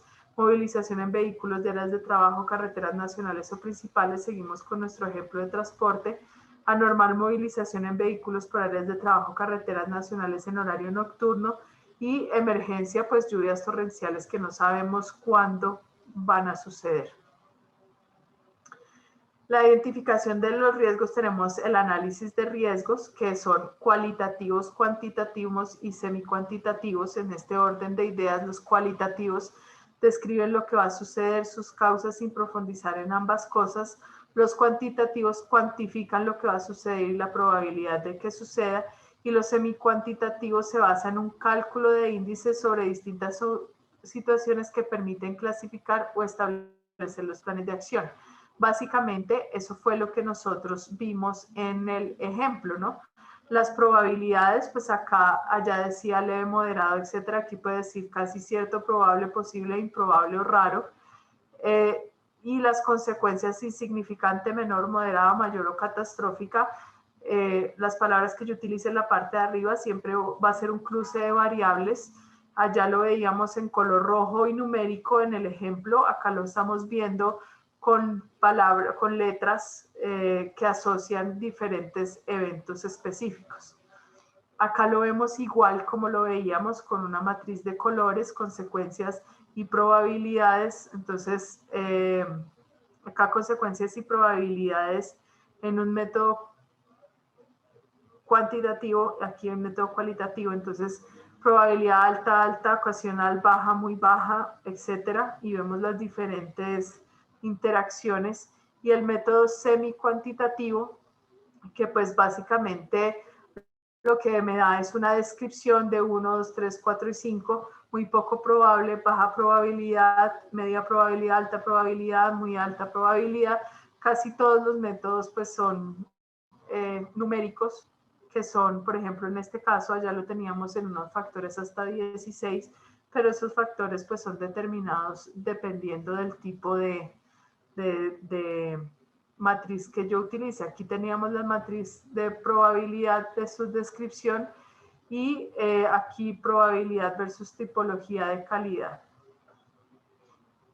El método cuantitativo pues es netamente numérico, en donde me dice realmente unos factores específicos dados por unos números. Pero lo importante es que nosotros entendamos que esos factores de riesgo, usualmente las matrices más utilizadas son estas, y de las que yo le voy a mandar un ejemplo a ustedes en el WhatsApp para que puedan entenderlo. El tratamiento del riesgo tendrá inmerso unas causas, un evento y unas consecuencias, y esas causas pueden ser factores humanos o materiales. El evento pues un siniestro, y las consecuencias son víctimas, daño material, daño ambiental, suspensión, pérdida de información, daños de imagen, pérdida de mercado, daño social, que obviamente todas estas, como lo veíamos en nuestra primera clase, pues desencadenarán una pérdida económica para la empresa. Hay que evitar, pues obviamente, las pérdidas económicas derivadas de todo y actuar sobre los factores de riesgo para evitar la ocurrencia. Por eso es que siempre los sistemas de gestión, los temas de inducción, reinducción, todos estos procesos y el atender a todos esos llamados de atención que vimos con el instructivo, etcétera, con todos estos, lo que se está haciendo es una actuación realmente sobre el factor humano. Luego, proteger, en el caso de la ocurrencia del siniestro. Antes veíamos prevenir, lo hago acá, pero si he de proteger, pues ya se corre la flecha amarilla y ustedes ven que ya se actúa sobre el siniestro, y es actuar sobre las posibles consecuencias. O sea, ya estoy mitigando las posibles consecuencias que ese siniestro pueda traer. Es decir, si por ejemplo un daño en un oleoducto y cayó sobre un vertimiento de agua y hay un daño ambiental, pues qué acciones para proteger ese entorno ambiental voy a hacer. Si hay un incendio y ya sucedió el incendio, ¿cómo voy a hacer para mitigar esas consecuencias específicas y disminuir los daños materiales, ambientales, sociales, etcétera? Y finalmente financiar en el caso en que ya nuestra flecha amarilla ha llegado a un punto económico de daño económico, entonces actuar sobre las pérdidas asociadas al riesgo. Entonces busco capital para mitigar esto, acudo a los aseguradores. Recuerden que al principio vimos que uno de los actores eran las aseguradoras, entonces actúo con mis aseguradoras para cubrir los daños ocasionados por el siniestro, etcétera. Y finalmente, ya nuestra flecha amarilla está en el punto de no retorno, en donde pues ya me toca asumir todo y pues realmente no he actuado sobre ninguno de los riesgos. Entonces acá vamos en nuestro punto 4, que es la probabilidad de la ocurrencia, el nivel de impacto y el tipo de control. Aquí pues obviamente hacemos nuestra matriz con los numeritos, hacemos una política de manejo y utilizamos el transferir, reducir, evitar, aceptar para que esas posibles estrategias establecidas por la alta gerencia, que están determinadas por las políticas de administración de riesgo, pues puedan ser fácilmente mitigadas en cualquier momento. Tengo 9 puntos acá.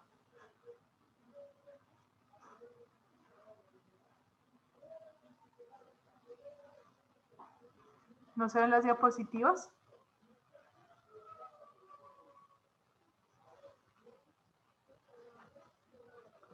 Ok. Bueno, básicamente vamos a resumir. Nosotros el día de hoy, ¿qué vimos? Es el marco de la estrategia de la mitigación de riesgos, ¿sí? En este marco nosotros tenemos 5 pasos que en este momento la están viendo bien la diapositiva o me vuelvo a la más grande. En el contexto estratégico, básicamente son todos esos procesos de diagnóstico de las empresas. Entonces, en mi contexto estratégico, yo estoy obligada a entender la situación actual, tanto interna como externa de la empresa. En ese orden de ideas, en ese contexto estratégico, que es mi primer paso para la gestión de riesgo, ¿sí? Entonces, en ese paso identifico cuáles son esos factores internos y cuáles son esos factores externos determinantes. En el ejemplo inicial nosotros vimos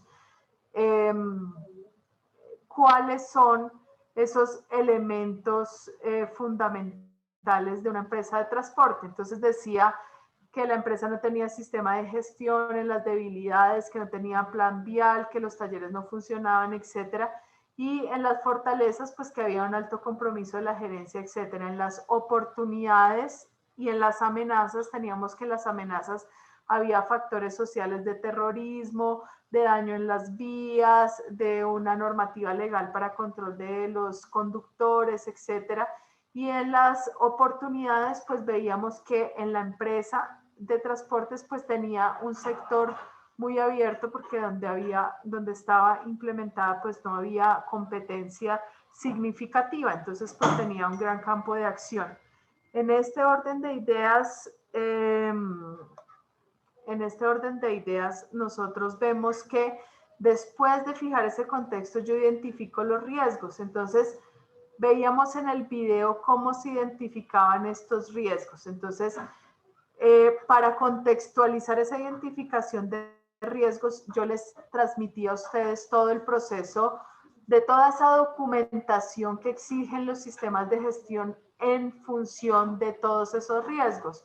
Es decir, el reglamento, las políticas, los procedimientos, etcétera, toda esa identificación de riesgo yo tengo que tener claro en dónde encuentro esa información, y esa información la encuentro a través de los manuales, de los procedimientos, etcétera. Entonces identifico esos riesgos y como lo veíamos en el video, pues el riesgo está entre el peligro y el incidente. Entonces yo tengo que definir, antes de que suceda ese incidente, cuáles son esos riesgos a los que estoy expuesta. Ahí veíamos 3 ejemplos muy rápidos y uno de los ejemplos es el primero de ellos, como les comentaban, pues había varios de los que recuerdo en este momento, era por ejemplo el tema del montacarga.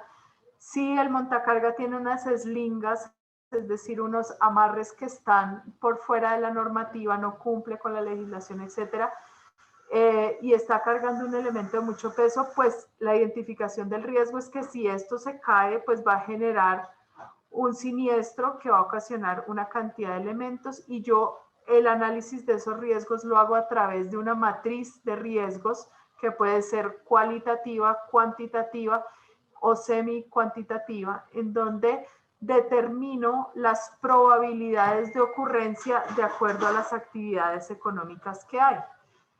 Luego valoro esos riesgos, es decir, le doy un valor numérico o descriptivo, y finalmente, entendiendo que hay esos riesgos, genero la política de administración de riesgos, y esa política lo que me va a permitir es transferir la información, como lo estamos viendo acá, reducir la ocurrencia del siniestro, evitar un accidente y pues finalmente aceptar. Estas 4 instancias pues son las que veíamos anteriormente de acuerdo a nuestro trazado de riesgos, que son las líneas amarillas. Aquí está asumir, financiar, proteger y prevenir. Entonces nosotros traducimos todo eso para definir unas estrategias que deben ir en la alta gerencia. Entonces, en nuestra política, nosotros decíamos que en una política se daban directrices y eran netamente unas directrices propias de la empresa. Entonces, se prohíbe, o sea, en esas políticas o en esos objetivos o en esas metas que yo planteé,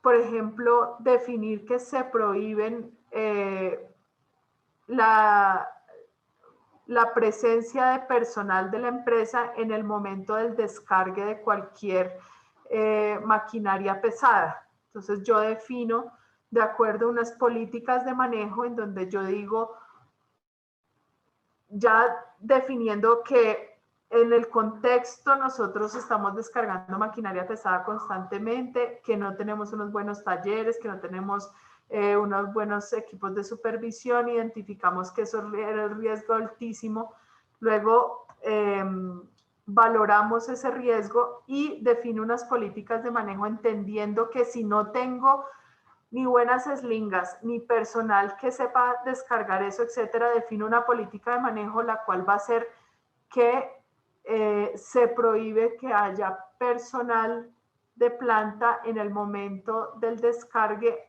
a 1.5 metros de la ocurrencia del descargue, que haya personal de planta en el momento del descargue. Entonces estoy previendo que va a ocurrir un siniestro y genero políticas de manejo. ¿Es claro?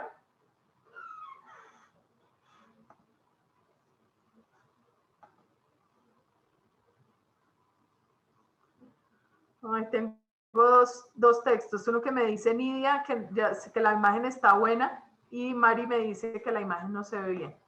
No sé a quién creerle, porque ambas van en sentidos diferentes. Entonces ahí ya les di y vamos a hacer un resumen.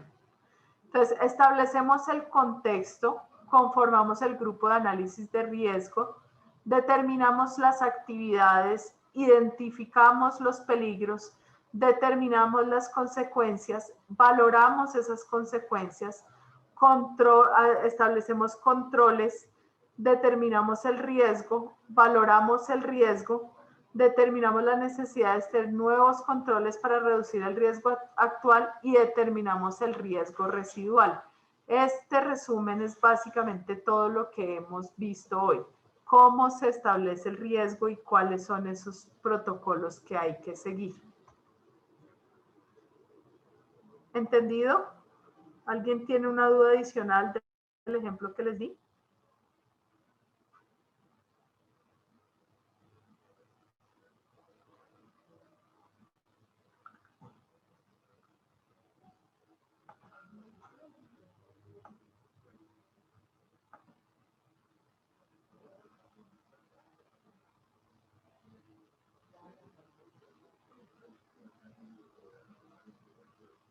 ¿Alguien tiene una duda adicional? Vamos a ver. Sí, señora, podemos hacer ejemplos. Esos ejemplos son los que ustedes tienen en la tarea. Entonces, vamos a explicarles rápidamente la tarea. Yo les dejé básicamente varios elementos dentro de la actividad evaluativa del tema número 2. Los voy a abrir para que ustedes lo tengan claro.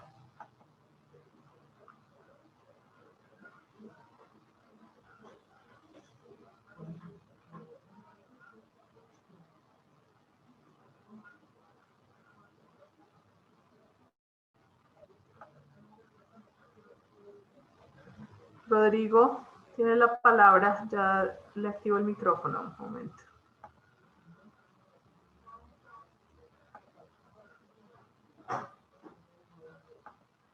Por favor, reactivas tu micrófono, Rodrigo. Va a disculpar, me equivoqué. Ok. Bueno, entonces, mientras evaluamos acá, entonces, ustedes van a tener que realizar, ¿sí? Un análisis, realizar el formato de investigación de accidentes. Ahí en ese formato de investigación de accidentes, recordemos que este es el módulo introductorio. O sea, yo en este módulo les doy las nociones. Adelante. Entonces, en este ideas, perdón porque otra vez me salió una función ahí de micrófono. Listo.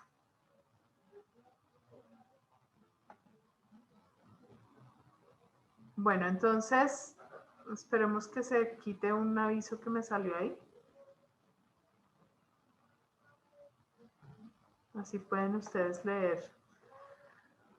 Entonces, vamos a poner en práctica todos estos temas, entendiendo el formato, todo lo que nosotros vimos, el accidente, la mitigación de riesgos, etcétera. Ustedes tienen un caso práctico, que es este.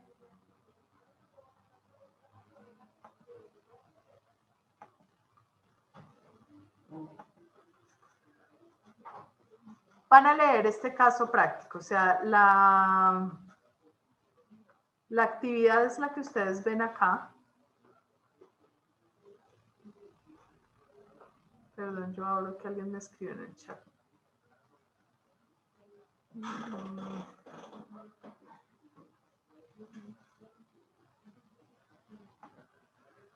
Bueno, entonces vamos a ver lo siguiente. En este orden de ideas, ustedes van a realizar una investigación de un accidente y acá se van a tener que enfrentar a diligenciar un formato en tiempo real, ver las probabilidades, cuál es el árbol de causas, etcétera.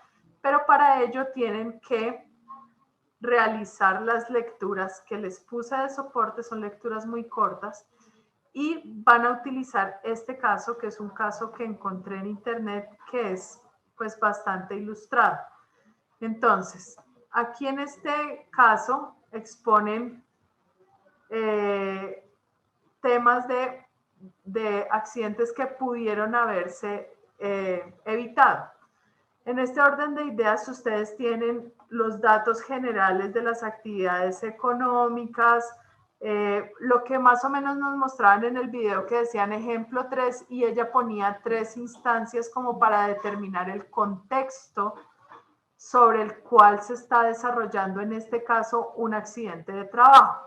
Entonces, aquí me dicen que la actividad económica es cultivos no perennes, la actividad específica transportador verticalmente para bajar un objeto, desviación es caída de una persona desde una altura, forma, golpe, resultado del trabajador y viene toda la descripción del inconveniente. Entonces el trabajador de 33 años había sido contratado unos meses atrás por una empresa agraria como peón agrícola, etcétera. Bueno, ahí nos van a contar toda la historia, la descripción, luego me cuentan cómo fue el accidente y hay una ilustración de cómo fue el accidente. Es decir, aquí me cuentan absolutamente todo lo que sucedió. Otras circunstancias relevantes, entonces esta es como la investigación del accidente, ¿sí? Las causas, entonces ausencia de protecciones que estaban en el código tal, estos son códigos españoles, pero pues todo está basado en la OSHA 18.000, entonces no hay problema. Selección de equipo no adecuado para realizar, probablemente un golpe, etcétera.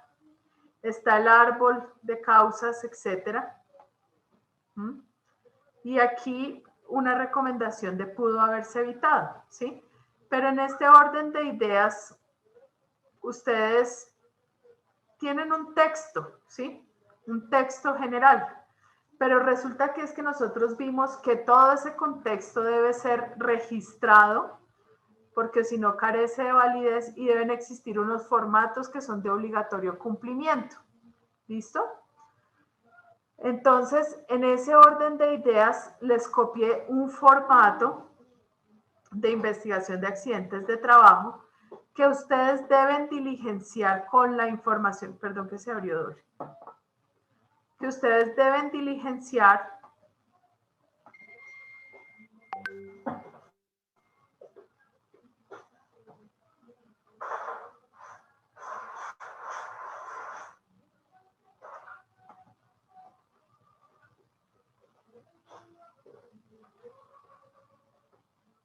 perdón, es que se abrió como 4 veces. Listo.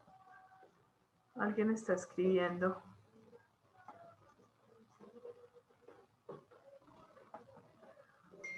Me están hablando de inconvenientes. Licenciada, sí, casi toda la clase ha tenido dificultad. Las imágenes se veían borrosas, no se veían claras. Ok. Con inconveniente. No debe ser tema de conexiones de internet y es eso. Pero debe ser el de ustedes porque yo tengo 200 megas de cobertura en este momento. O sea, es desde el Zoom que se está transmitiendo. O sea, la falla es del Zoom que se está transmitiendo porque acá yo tengo 200 megas de cobertura. O sea, en este momento tengo 200 megas. Bueno, en este momento ven ustedes el instructivo en Excel. Todos lo están viendo, me pueden responder en el chat.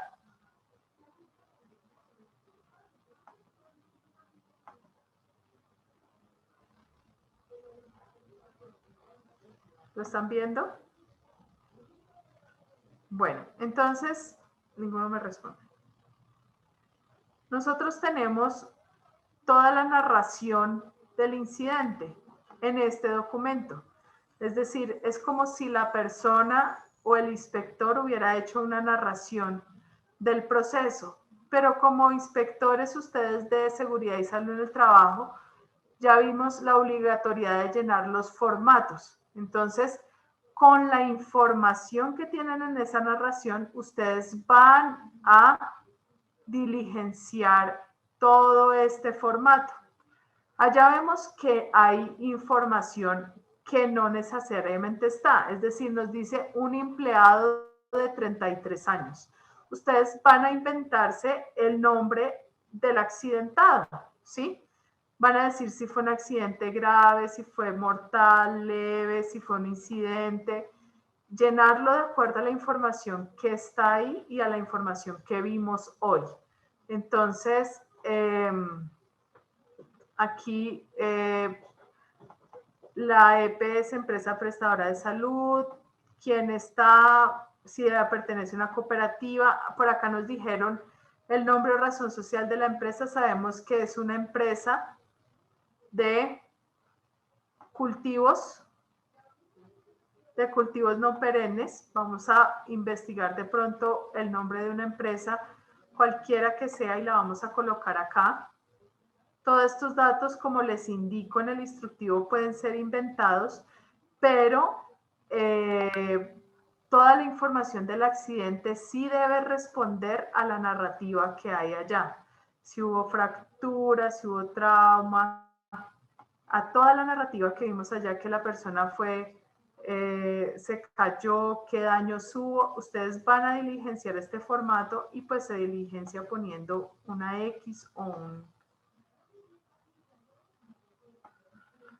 Igual el formato tiene su respectivo instructivo, ¿sí? Pero lo vamos a hacer sobre el caso que les expongo en este archivo, que es el PHE 061, que es un caso número 61 de ocasionar el daño. ¿Está claro? Entonces voy a repetir nuevamente. Se realiza la lectura del archivo PHE 61, que es la caída en alturas. Una vez analizado el caso y realizado las lecturas del tema 2, diligencia el formato en Excel denominado investigación de accidentes con toda la información suministrada en el tema 1 y 2. Seguramente tendrá información que no está en el caso, como el nombre de la empresa, el nombre del operario accidentado, por tanto deberá ser creativo e inventar dicha información. La totalidad del cuadro debe ser cargado en la tarea evaluativa número 2, es decir, ustedes entregan este cuadro totalmente diligenciado con el caso que se les expone ahí. ¿Entendido?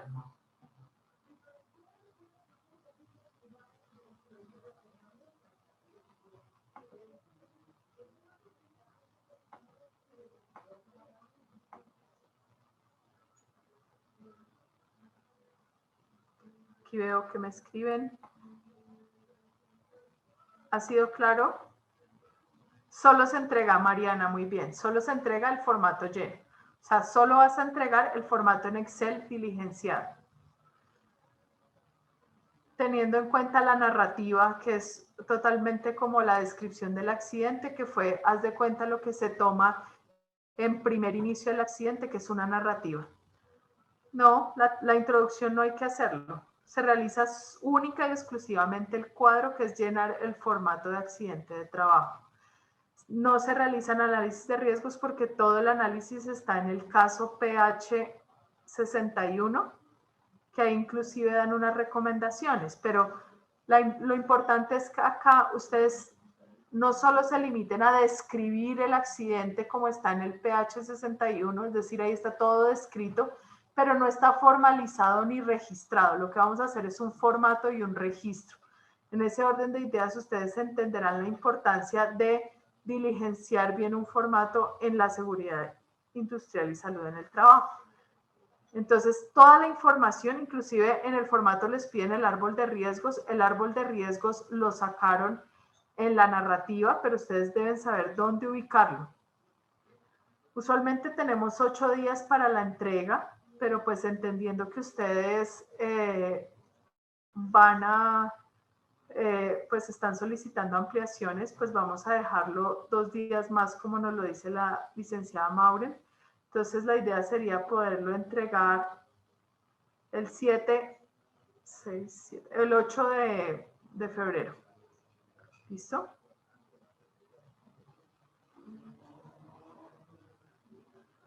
Voy a revisar porque el material, inclusive como esta clase nosotros la aplazamos porque hace 8 días fue festivo en Bolivia, yo inclusive mandé el material desde hace mucho rato, pero voy a cargarlo hoy mismo porque supuse que ya se había cargado, pero no está en la plataforma, lo va a subir inmediatamente. ¿Listo? Esto es semana 2. Mariana, muy bien. Número de usted, ingeniera. Pues agradezco que me puedan incluir en el chat, por favor. Licenciada Maurin, ¿ya me incluyeron en el chat? Sí, ya. sí, ya está en el grupo. Listo, entonces ya en este grupo, ahí ya encuentran mi número para que ustedes puedan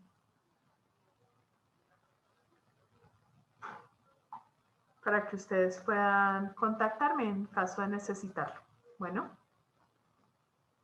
tienen que leer mucho, o sea, en este tema ustedes tienen que leer el instructivo de cómo se llena ese formato y adicional leer el caso sobre el cual van a llenar ese formato, ¿sí?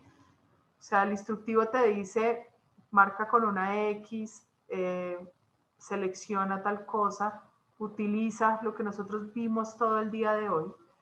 utiliza mayúsculas, etcétera. Todo eso te lo va a decir el instructivo, pero es importante que ustedes, basados en la descripción que se les entrega, que es realmente un accidente real, estos son accidentes reales, ustedes puedan transmitir esa información, que es como decir lo que yo estoy viendo. Como en este caso yo no puedo hacer una demostración física porque esto es virtual, ¿sí? Ni puedo presentarles una película ni nada. Es como si esa narración que está en el caso PH61 fuera lo que ustedes estuvieran viendo en el momento. Pero como inspectores ustedes tienen que transmitir lo que ven y ponerlo en un formato que esté totalmente estandarizado.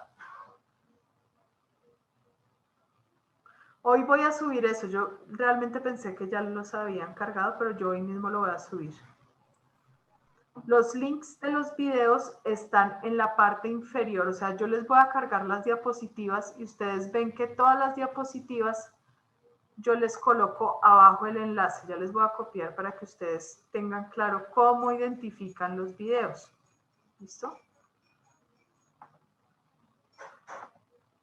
Entonces, voy a compartirles. Si ustedes se dan cuenta, en la parte inferior de la diapositiva, yo siempre les pongo el enlace del video, ¿sí? Es decir, si les cargo las diapositivas, ustedes pueden cargarlo. ¿Listo? Aquí ustedes ven todos los videos, inclusive el último, que es el que está copiando alguien ahí. Aquí está el enlace.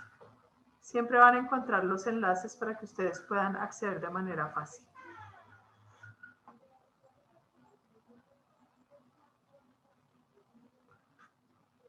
Ahí encuentran, ya saben cómo encontrar los enlaces para Xiomara que hizo la pregunta. ¿Listo? Bueno, les agradezco a todos. ¿Hay preguntas adicionales? Que ya nos pasamos 5 minutos de la clase.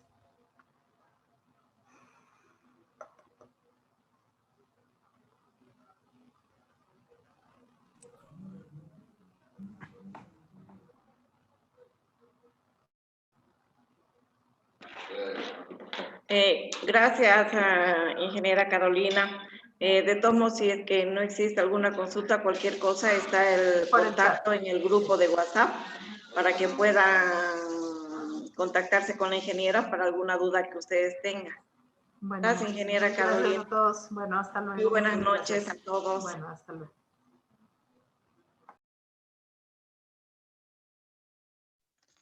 Gracias, buenas noches. Buenas noches.